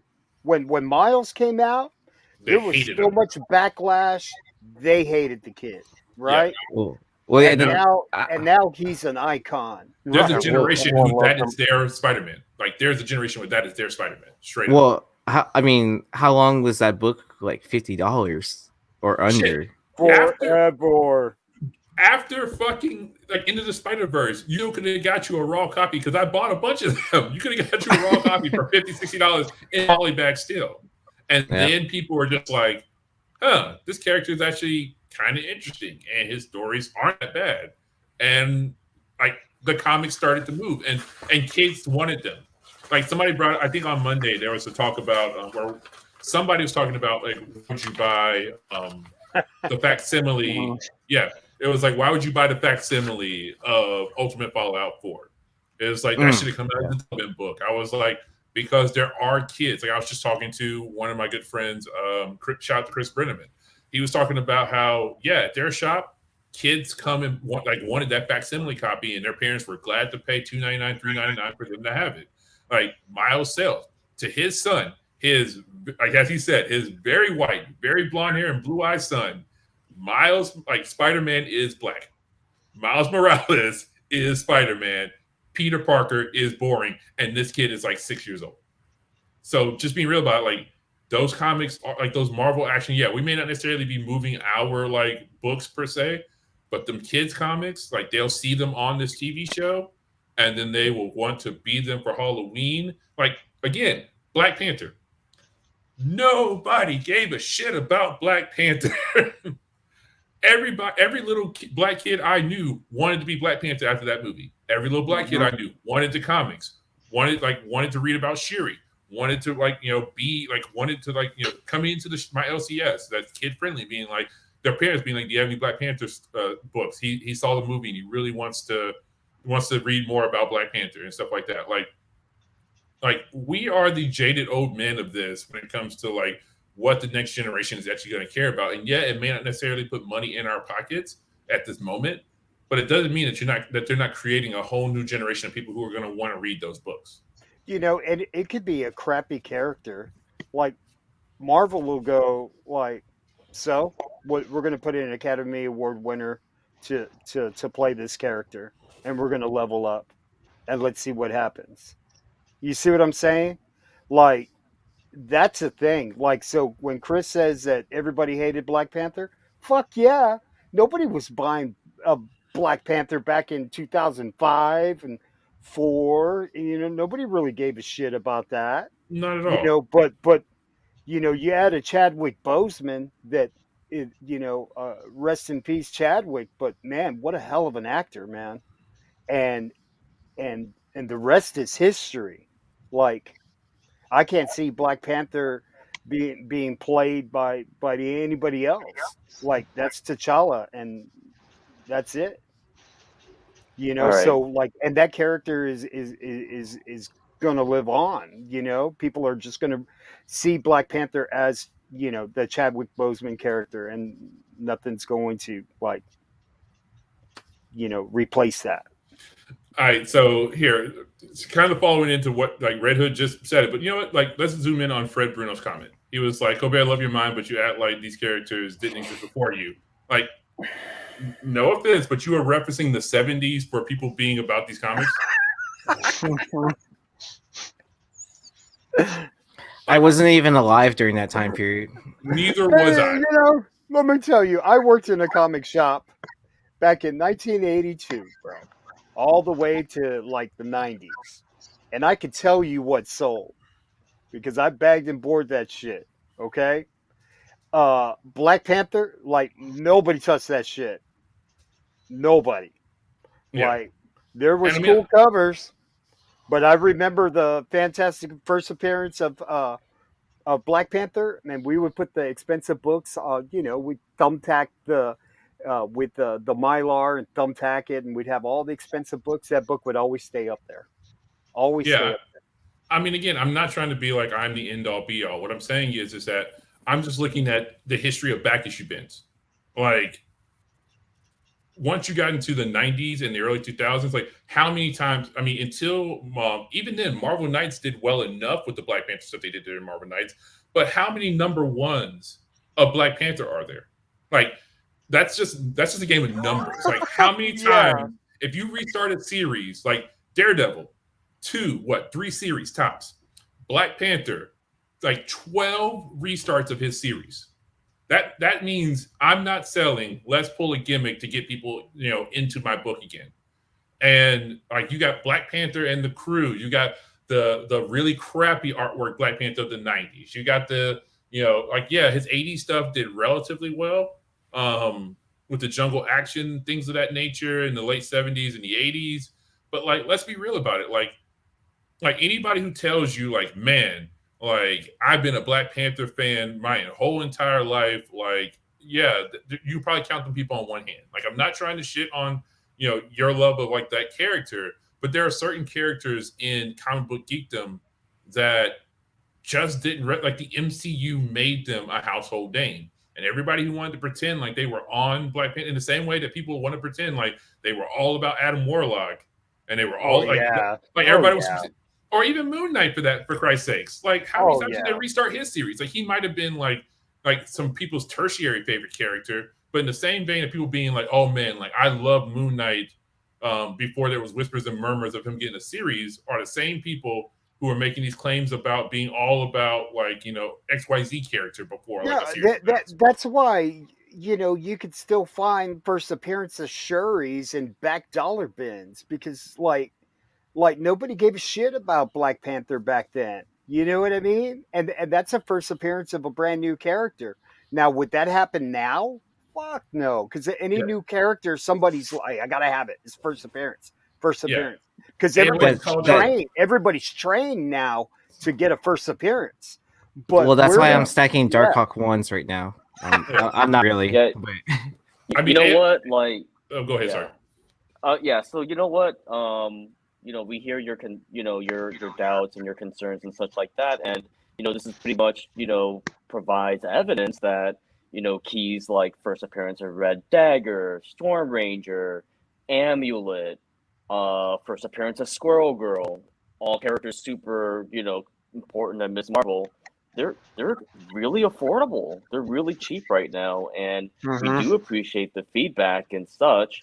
But hey, you know, I mean, with Feige we trust, right? I mean, that's what we're just saying, you know, like, you got your first appearance plays, and then Miss Marvel, the variants, the Molina 5 with the bubble gum, you know, if that happens on screen, I mean, if that Molina book goes up to like $1,200, $1,500, I mean, you're gonna chase the money. You're gonna variant chase, you know. So I mean, we're just pointing these out for you all. We love you all, you know. We love the input. It's great.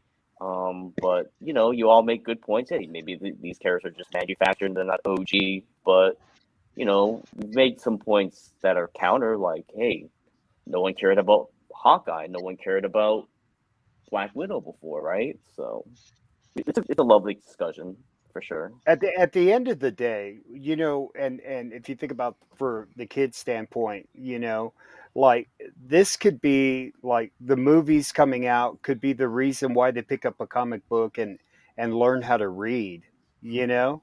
So like bigger picture, you know, you get some younger people into collecting comic books, and then you also like build a stronger fan base for these characters. I mean, So I have to ask Josh about that. So yeah, is that going to be my biggest regret not picking the first appearance of Amulet 9.8 second print for for free instead of the the attractive Rose Besh Silk 2 1 in 25? I mean, I literally just wanted a Rose Besh cover. Yeah, I mean, you can't blame you because you want it for your PC. I mean, yeah. You know, Amulet ever make it, that book will pop, but I mean, it's not going to be something crazy. I don't think. Yeah. Well, I mean, it was like it was one of those situations. The thought crossed my mind, like, do I buy, or not do I buy this, but do I pick this and hold it until like the potential of this popping? And it was tempting. Don't get me wrong. Well, if you ever want another one, I literally have a stack of those, because as much as everyone hates, apparently hates Miss Marvel and all that stuff. No, it seems like whenever we do shows like that and we highlight potential spec or something like that, somebody's probably already been priced out of a book, and like it's already like nuclear, and they're pissed off, right? Yeah. That they don't have the book. Those books are so like, cheap. So when we talk about spec, like little hanging fruit, like we're not telling you to buy it, but there's potential there. Mm-hmm. Like I remember somebody telling me, "Hey, that Miss Marvel, that could be a thing," right? Yeah. And so like I picked up a shitload of all new Marvel .1 second prints. I wasn't a fan, but I became a fan when I realized that book started going up and up and up, because it was scarce, but Phantom money. I took a chance. I picked up 9 fucking mint copies of that for $1. So because somebody told me that potentially that's the first appearance of a character that I knew nothing about, but I took a chance on it. So when we tell you, hey, an amulet, that could be a thing, like you never know. Mm-hmm. It's like getting the person's rookie card. Those books are where we are. Yeah. You can pick up those keys from the Magnificent Miss Marvel run for like $10 to $30. And if those books do pop, that run was extremely underprinted. So all right, and we have the holidays coming right around the corner, but this series doesn't come out for another year. The Guardians of the Galaxy holiday special, and then we also have some books that that different members of the team had highlighted. But before we move on to those, wasn't there something on Twitter about the Guardians of the Galaxy holiday special? I forgot who initially sent that tweet out. Does anyone on the panel remember what I'm talking about? Are you talking about when we were talking about Santa Claus, or is this a different scenario? Oh yeah. So yeah. I think it was when we were talking about Santa Claus, and then I think it was Gunn that tweeted it. He tweeted that it was gonna have like some kind of character in it or something like that.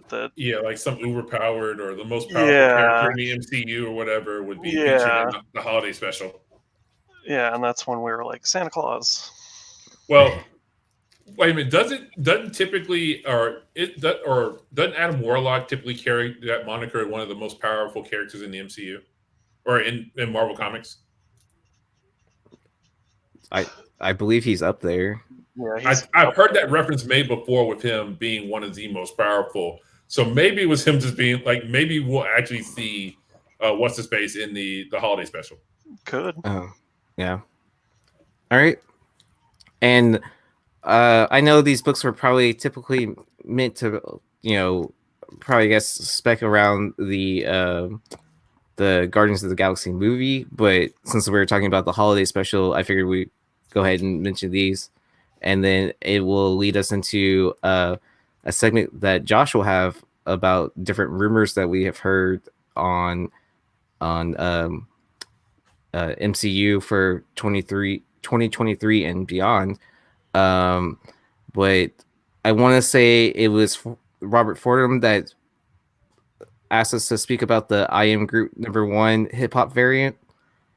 And Steve Horn from My Bargain Comics mentioned the Guardians of the Galaxy 150, the 1 in 50 incentive variant. I like the group book. I think that's cool as shit, man. Supposedly that's supposed to be a very scarce book to find. David Samuelson said, "Don't call a modern book scarce." So we can't use that word. Come up with another word, Aaron. Okay. Uncommon. Low print run. Uncommon to find. Yeah.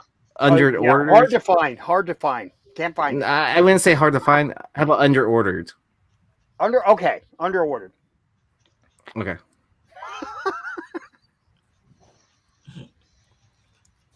But I mean, Josh, do you want to expand more on the Santa Claus spec that that we were initially chatting about in our private chat, or? So the whole Santa Claus thing was just because I don't know why it was supposed to be something about debuting the most powerful Marvel character or whatever, and I was just joking around, and I'm like, oh, technically Santa Claus is considered an Omega level mutant. So I was like, how funny would that be if, Santa Claus is the first mutant that we technically get in some type of MCU capacity as a joke, and then it got to Key Collector somehow, and then it blew up, and it was just a joke. What about Rudolph? Blind Adam, I can only imagine who you have working behind the counter if it's only 18 and older. That's allowed in your store. But Rudolph gonna have Omega powers? Are they? Yeah. And then leading into your other segment about some different I guess future spec, or just general rumors that you've heard or researched. Yeah. All right, hold on, I gotta pull this up because this was a lot. So I'm pretty much just gonna read this, and then I figure if you guys have anything you want to say, then we can talk about it.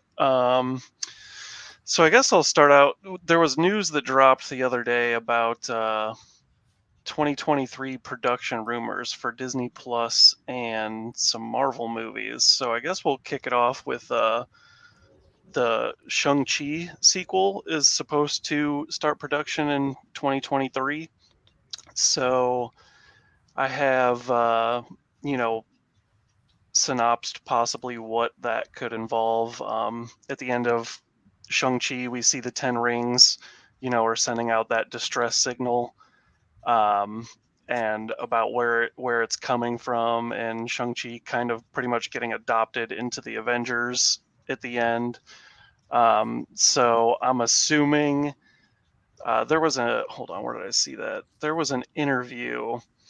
So if you read the comics, then you know that the 10 rings were made by the McLuhans. I don't know if that's exactly how you say that name or not.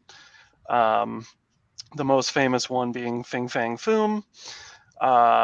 So the director of Shang-Chi, Daniel Cretton, said in an interview that you don't need to dig too deep to point yourself in the right direction with who the rings are calling out to, because I know there was a lot of maybe they're calling out to Galactus or something like that. But I mean, the director's pretty much just saying that it probably will involve the McLuhans, and maybe we're going to get, Fing Fang Foom in the sequel coming to Earth for some reason.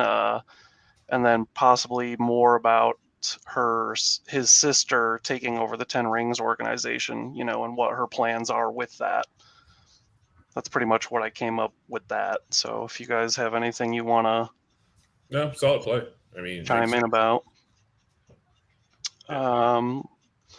Let's see. Next, we got a Thunderbolts movie rumor, which I think is pretty big news. Ever since we had Contessa Valentina, starting to recruit people, the big question has been, is it going to be the Thunderbolts or is it going to be the Dark Avengers? Is it going to be an amalgam of both teams? What is going on? So if we're actually getting a Thunderbolts movie that's going to start production in 2023, that pretty much sums up that we're going to be getting the Thunderbolts, and that's okay because you can play the Thunderbolts into the Dark Avengers.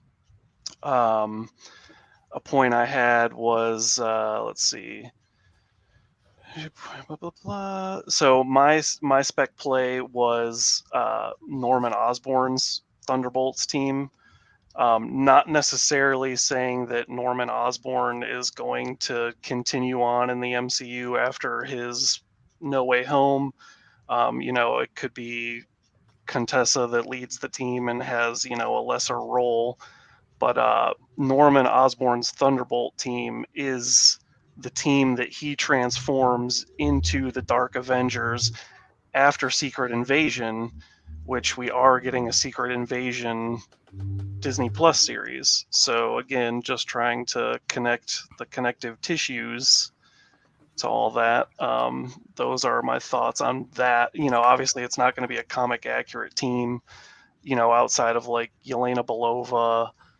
You got Zemo, who could be in there even though he wasn't on, Osborn's team. Moonstone, I know people are thinking Moonstone's coming around the corner. So those are my thoughts on that, if anyone wants to add anything. Well, I was going to say, I was just going to say real quick, like, I feel like it is going to be an amalgam of Dark Avengers and Thunderbolts. Like, I don't think it's going to be either or situation. I mean, like, as we know, like when Marvel pulls or MCU pulls from Marvel source material, it's never like from the book directly. It's always like, I picked this idea from here. I picked this idea from here. Let's make it work. Yeah, and this is what I've been talking about for a while that I'm slightly worried about, and it's not only for the reason of speculation, like because the Sylvie one wasn't necessarily like it wasn't a big one. Like let's be real about it. That wasn't really a big one.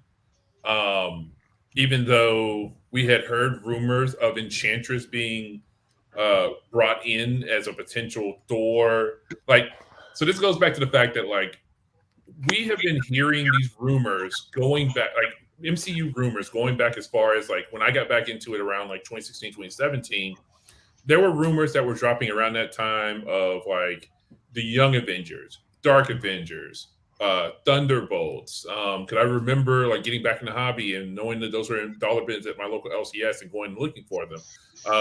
Like that's when we first started hearing about those. And that was about 5 years ago. And it seems like the cycle has come around where they finally have made their way in. We were hearing rumors about Enchantress, and then in Loki, we saw that they did an amalgam of Enchantress meets Sylvie meets Lady Loki. And the same thing I worry about with the Dark Avengers / the Thunderbolts is that if it's both teams being meshed together and they are Dark Avengers in name or they're Thunderbolts in name, but they're a Dark Avengers lineup, like it's going to make it a little bit harder to move some books. I'm not necessarily like it won't be impossible because people will buy both. But I think that some potential people are going to get stuck holding the bag because if they went all in on Dark Avengers or they went all in on Thunderbolts and one or the other happens, then people just aren't going to buy the other book. Simple as that. Yeah. So yeah, that's the one I kind of worry about a little bit because I personally hedged my bets against both. I went a little bit heavier on Dark Avengers just because those were still cheaper at the time than what Hulk 449s were going for. But I still like hedge my bets against both. But I think there's people out there who went with all one ship or the other. And some people are going to be stuck holding the bag on what they invested in. Yeah. The only reason that kind of made somewhat sense to me was just because, we have so much time. Like, I feel like everyone kind of just wants everything like right now, but like where the MCU is going, we have so many years that you can touch on all these different teams and all these different events. So yeah, you need to be smart, and you need to buy both just in case, because you don't want to put all your eggs in one basket. So those are my thoughts on that. The next one, this one's a big one. So Marvel has a project called the Secret Project. My bets are on that is just like a cheeky name for Secret Wars, because as everyone knows, at some point along the way, we're going to be getting a Secret Wars from the Russo brothers. We know Jim Shooter was approached and was paid to be able to adapt parts of his series for a movie. Let's see, what do I have? So my play on that is to not put all your eggs in the original Secret Wars series. I think it's going to lean way into the 2015 series with God Doom. As we've said a bunch of times, Marvel has really been sticking to like, the past 15, 20 years, and they're not going back to that. Breadcrumbs that I have for that. So I have Marvel having debuted a variant of Kang in the Loki TV series, and a multiversal war being talked about at least twice in the show.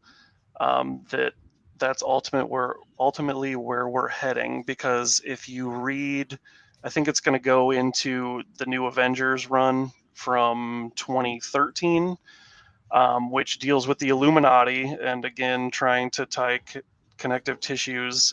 If we are actually going to get the Illuminati in Multiverse of Madness, then they can play on the New Avengers run from 2013, which had to deal with you have like Black Swan, you have the incursion of planets in the multiverse, which we also kind of got a glimpse of in the Loki TV show.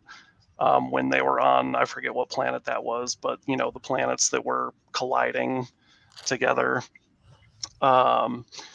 So you want to be on the lookout for like Secret Wars 2 is the first God Doom. New Avengers 1 is Black Swan. I really think that she needs to make an appearance, because she's kind of like the kickoff to the whole 2015 Secret Wars run. But also we haven't heard any news on a Beyonder. Only a Beyonder for the Moon Girl Disney series. So my thought process is I don't think we're going to get the Beyonder, just because, the Beyonder is like one of the end-all, be-all, one of the strongest people in the Marvel-verse. So I think that might be a little too big to introduce. So I think what they're going to do is, instead of it being Beyonder, I think it's going to be the Kang variants.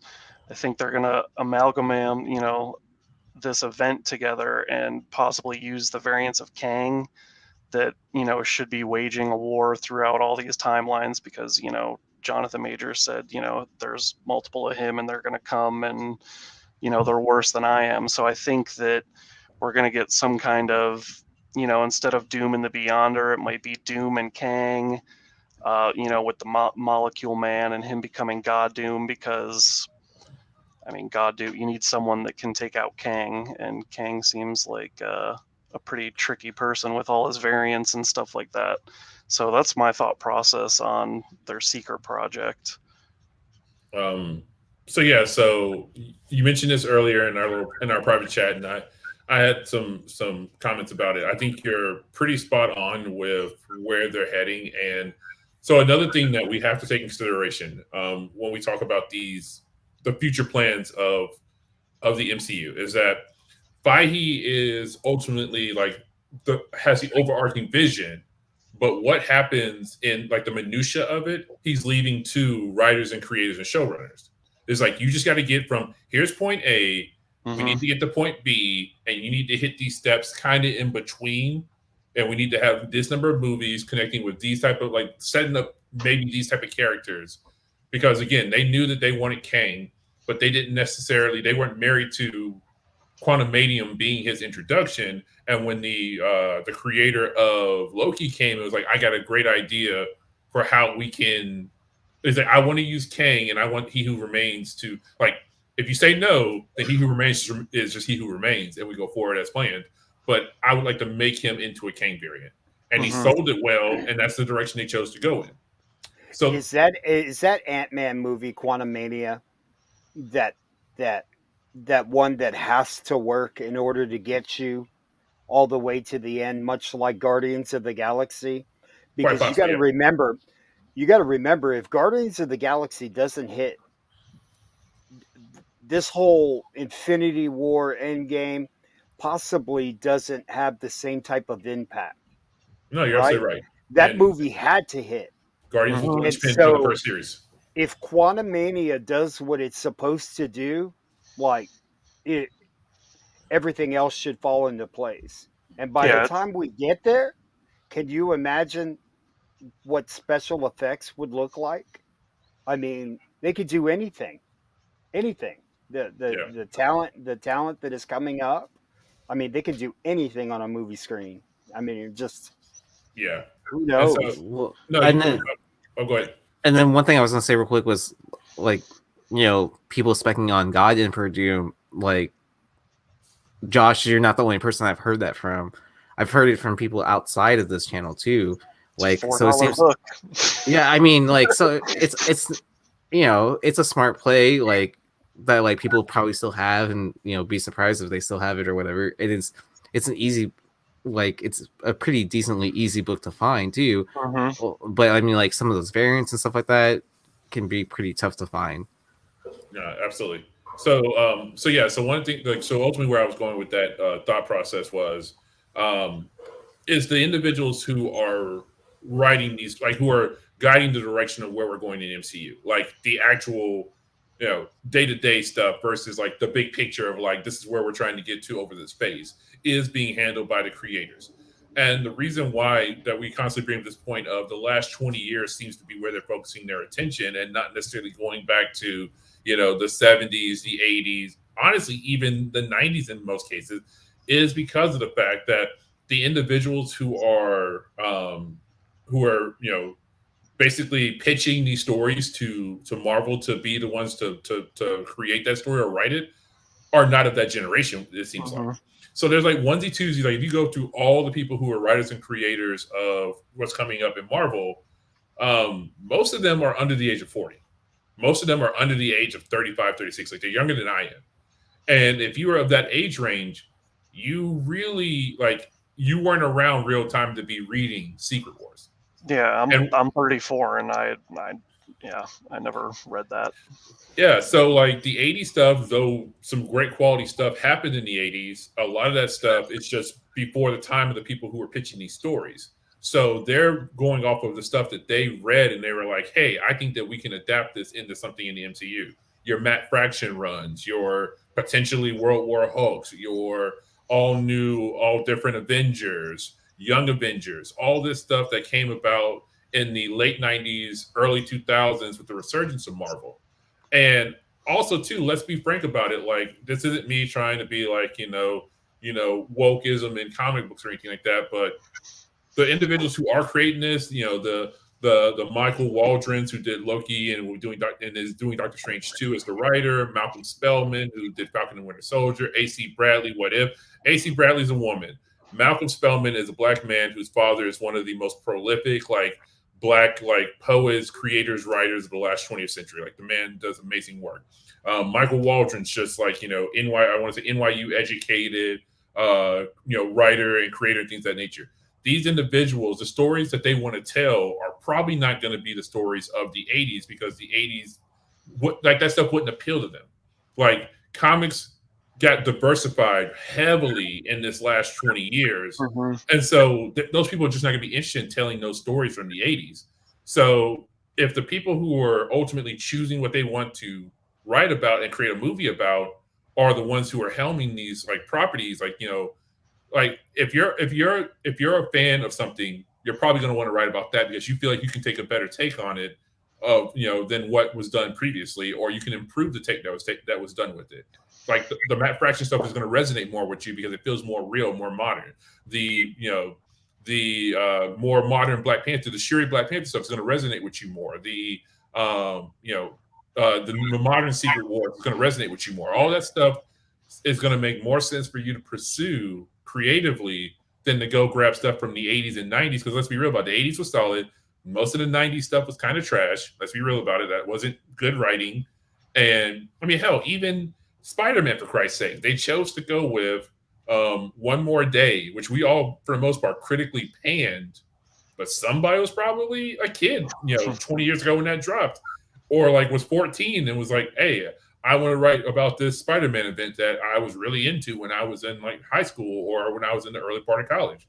So yeah, I think that's something that we need to take consideration, that looking at the people who are producing this content, they are younger, they are not, the typical historical, comic book writers of the 70s and 80s. These people are more in line with your Ta-Nehisi Coates and so on and so forth, that they're going to want to tell stories about things that resonate with them, which is going to be the stuff from the last 20 years, not the stuff from the last 40 years. Yep. And then also just to add, under the Secret Project, that's where I had Ultimate Universe Miles Morales ? Because if they're going to go that way, then they have to introduce the Ultimate Universe before that. So next thing I had. Oh, wait, 1 second, real fast. David again brought up a comment. He was like, "Wonder if there's any way for 30-year-olds to access, books from the 80s or 70s? Is that possible?" Like, it absolutely is. I'm not saying that like they're not reading that stuff, but is that stuff really like? Seriously, just go you can go out there and find all of these creators, and you can go look at their backgrounds. Is that stuff from the 70s and 80s going to resonate with them? Like when it's, let's be real about it, it's books that don't represent, like some of them aren't being represented in them. Like they gave Kamala Khan to Middle Eastern writers and creators to have that like affinity to it. So why, like she didn't exist that far back, so that's not necessarily a great example. But if you're given an opportunity to do a Falcon storyline, are you going to choose a Falcon storyline when he was a former pimp? Probably not. Just being real about it. Like, that's probably not the route that Homeboy is going to go with that. It's just like Guardians of the Galaxy, right? Exactly. Did they use that source material from that trash that they had in the No, they used the 2006 run, 2005 run, right?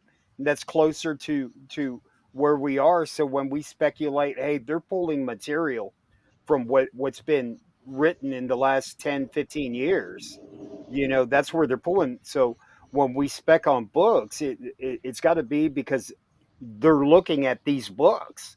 Like they're, of course, as a collector, like for me, I'm going to have an affinity for Secret Wars #1 always, right? It's one of my first comics. Mm-hmm. I love that book. I want it to be like $5,000, because I got a bunch of them. But the reality is that where the source material is going to come from? Held to the no, right? It's going to be the later stuff that they pull that stuff from. I mean, will there be a nod or an echo to something in those past issues? Absolutely. But where do you think the majority of this run is going to come from? It's going to come from what Josh said. The 2015. What was it? Who Secret wrote Wars. Hickman? Yeah. Hickman. Yeah, Hickman. So, like, I mean, we're just based on history. That's why we're that's what I would speculate on. Yeah, and I mean, and again, he made the comment of bad news flash. Most of the books from the last 20 years have no cohesion and are terrible. I mean, again, I just said One More Day is a terrible storyline. It is still going to be part of the it's going to be borrowed from for the sake of Spider-Man No Way Home. Does David fight with us all the time? Like, is he always picking on us, dude?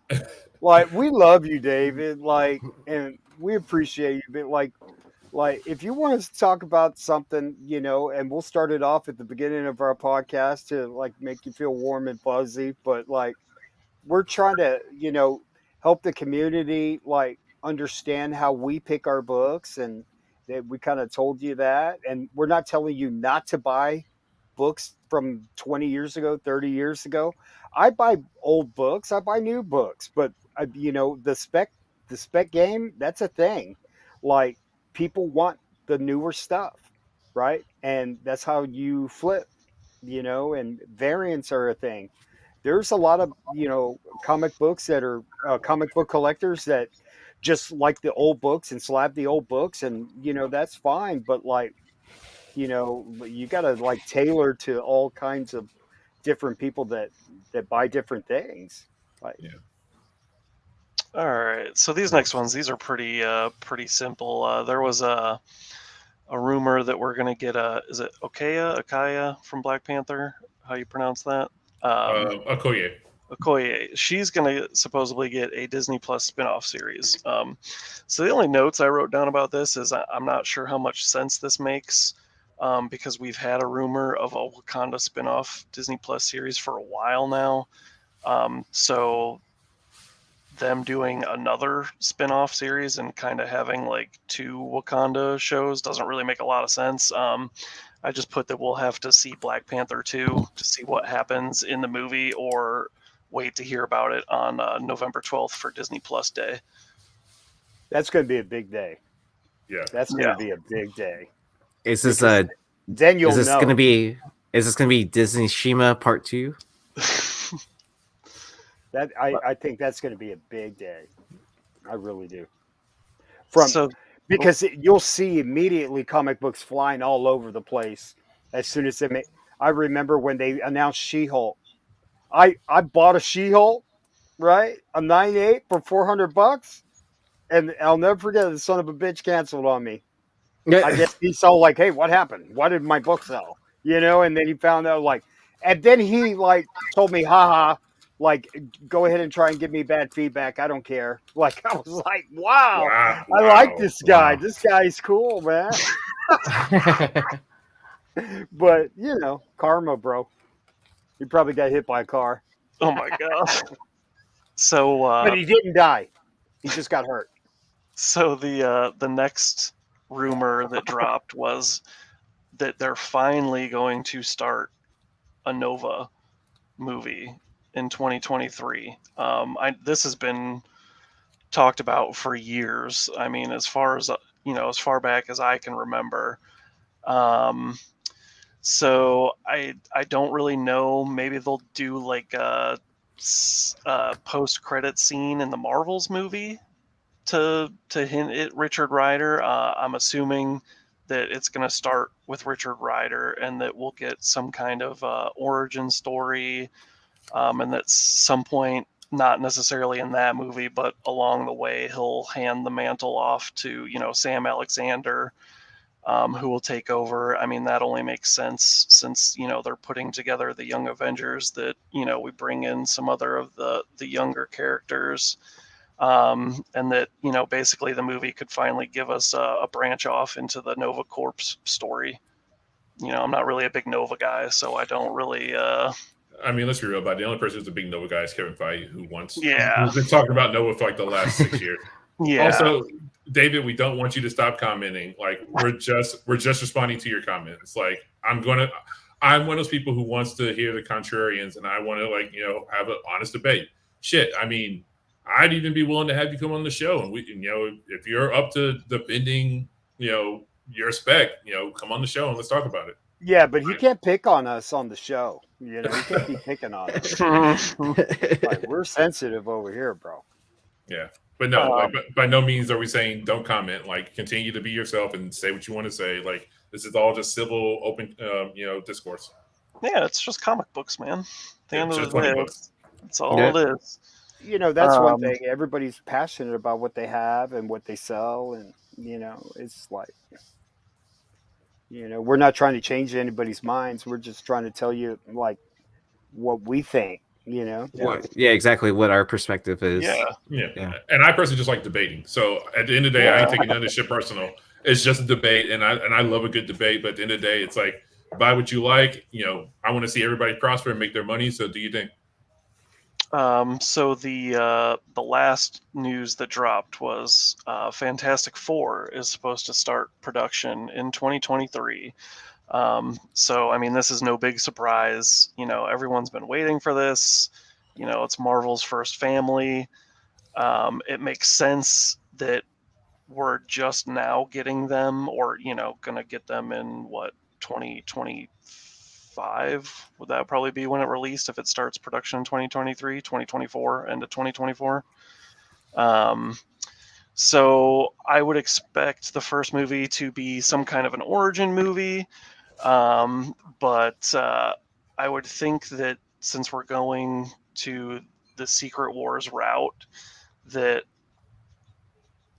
it makes sense, and especially with Kang, because of the whole, Nathaniel Richards, and you I guess you could do Kang without the Fantastic Four, but you can't really, because you'd miss some stuff. It's just that they're important. I mean, you've got Kang, Ramatut. The Fantastic Four are the one that had the run-in with Ramatut back in the 61 run. So, and that ties in with Doom, because then you've got whatever his second variant was, the Crimson something. Crimson Centurion, I believe. Yeah, is what he decides to become after he has a run-in with Doom. So yeah, I mean, to me, it just makes sense that we're getting them now, because they also played, Reed Richards played a big role in Secret Wars in both versions. So that's what I got on that one. So that's good stuff. No, short and sweet. Yeah, I mean, it just makes sense. Well, and then hasn't there been like an increase of Fantastic Four #1s like moving like on either eBay or like Heritage and stuff like that? Like, oh yeah, absolutely. People know it's coming, so like people are, hell, I had somebody offer me one recently for 3.0 for 26 in trade, and I was just like, nah, you want a little. I mean, realistically, if I had books I was willing to part with that I was way more upside on, I would probably have done it. So many of the big books in my collection right now are dependent upon things that are happening over the next year, like X-Men 1s, Fantastic Four #1s, and things like that. I just can't justify letting go of those to try to acquire another FF1 at the moment. But if I find another one for reasonable money above a 3.0, I'll probably try and pull the trigger just to have one to sell and one to hold, maybe. Yeah, and I'm reading some of the comments. I mean, their first movie doesn't have to be an origin movie. I mean, that's just where I was going with the whole thing. I mean, they technically didn't even really need a movie to where we're leading up to Secret Wars. I mean, they could just pop up in anyone's movie. It's not like, the Fantastic Four never teamed up with anyone else from Marvel. I think it would just feel like we were doing them a little bit of a disservice. Like, yeah. This is just out of like loyalty and respect for them being the first family. Exactly. To have them like backdoor piloted through somebody else's movie just feels cheap. It's just like, they definitely deserve a movie, because I mean, I had even written in here that about it possibly being like an origin story, but then I had that they technically wouldn't even need a second movie before Secret Wars kicks off. But I mean, anything's a possibility. It's just once they get their one movie, I mean, they can be in anything they want. I just hope they make a reference to the 90s film that never got released, like at least once. Somehow, like either throw them in the costumes, something. I don't care what. Are you talking about that documentary? I saw that on the film that didn't get released, or on the film that did not get released. Yeah, which there are copies that are floating out there, and if you have a copy, like hit me up. I'm looking for it. Oh, seriously, you want one? I'll send you a copy of War of Stars, the Grindhouse version of Star Wars.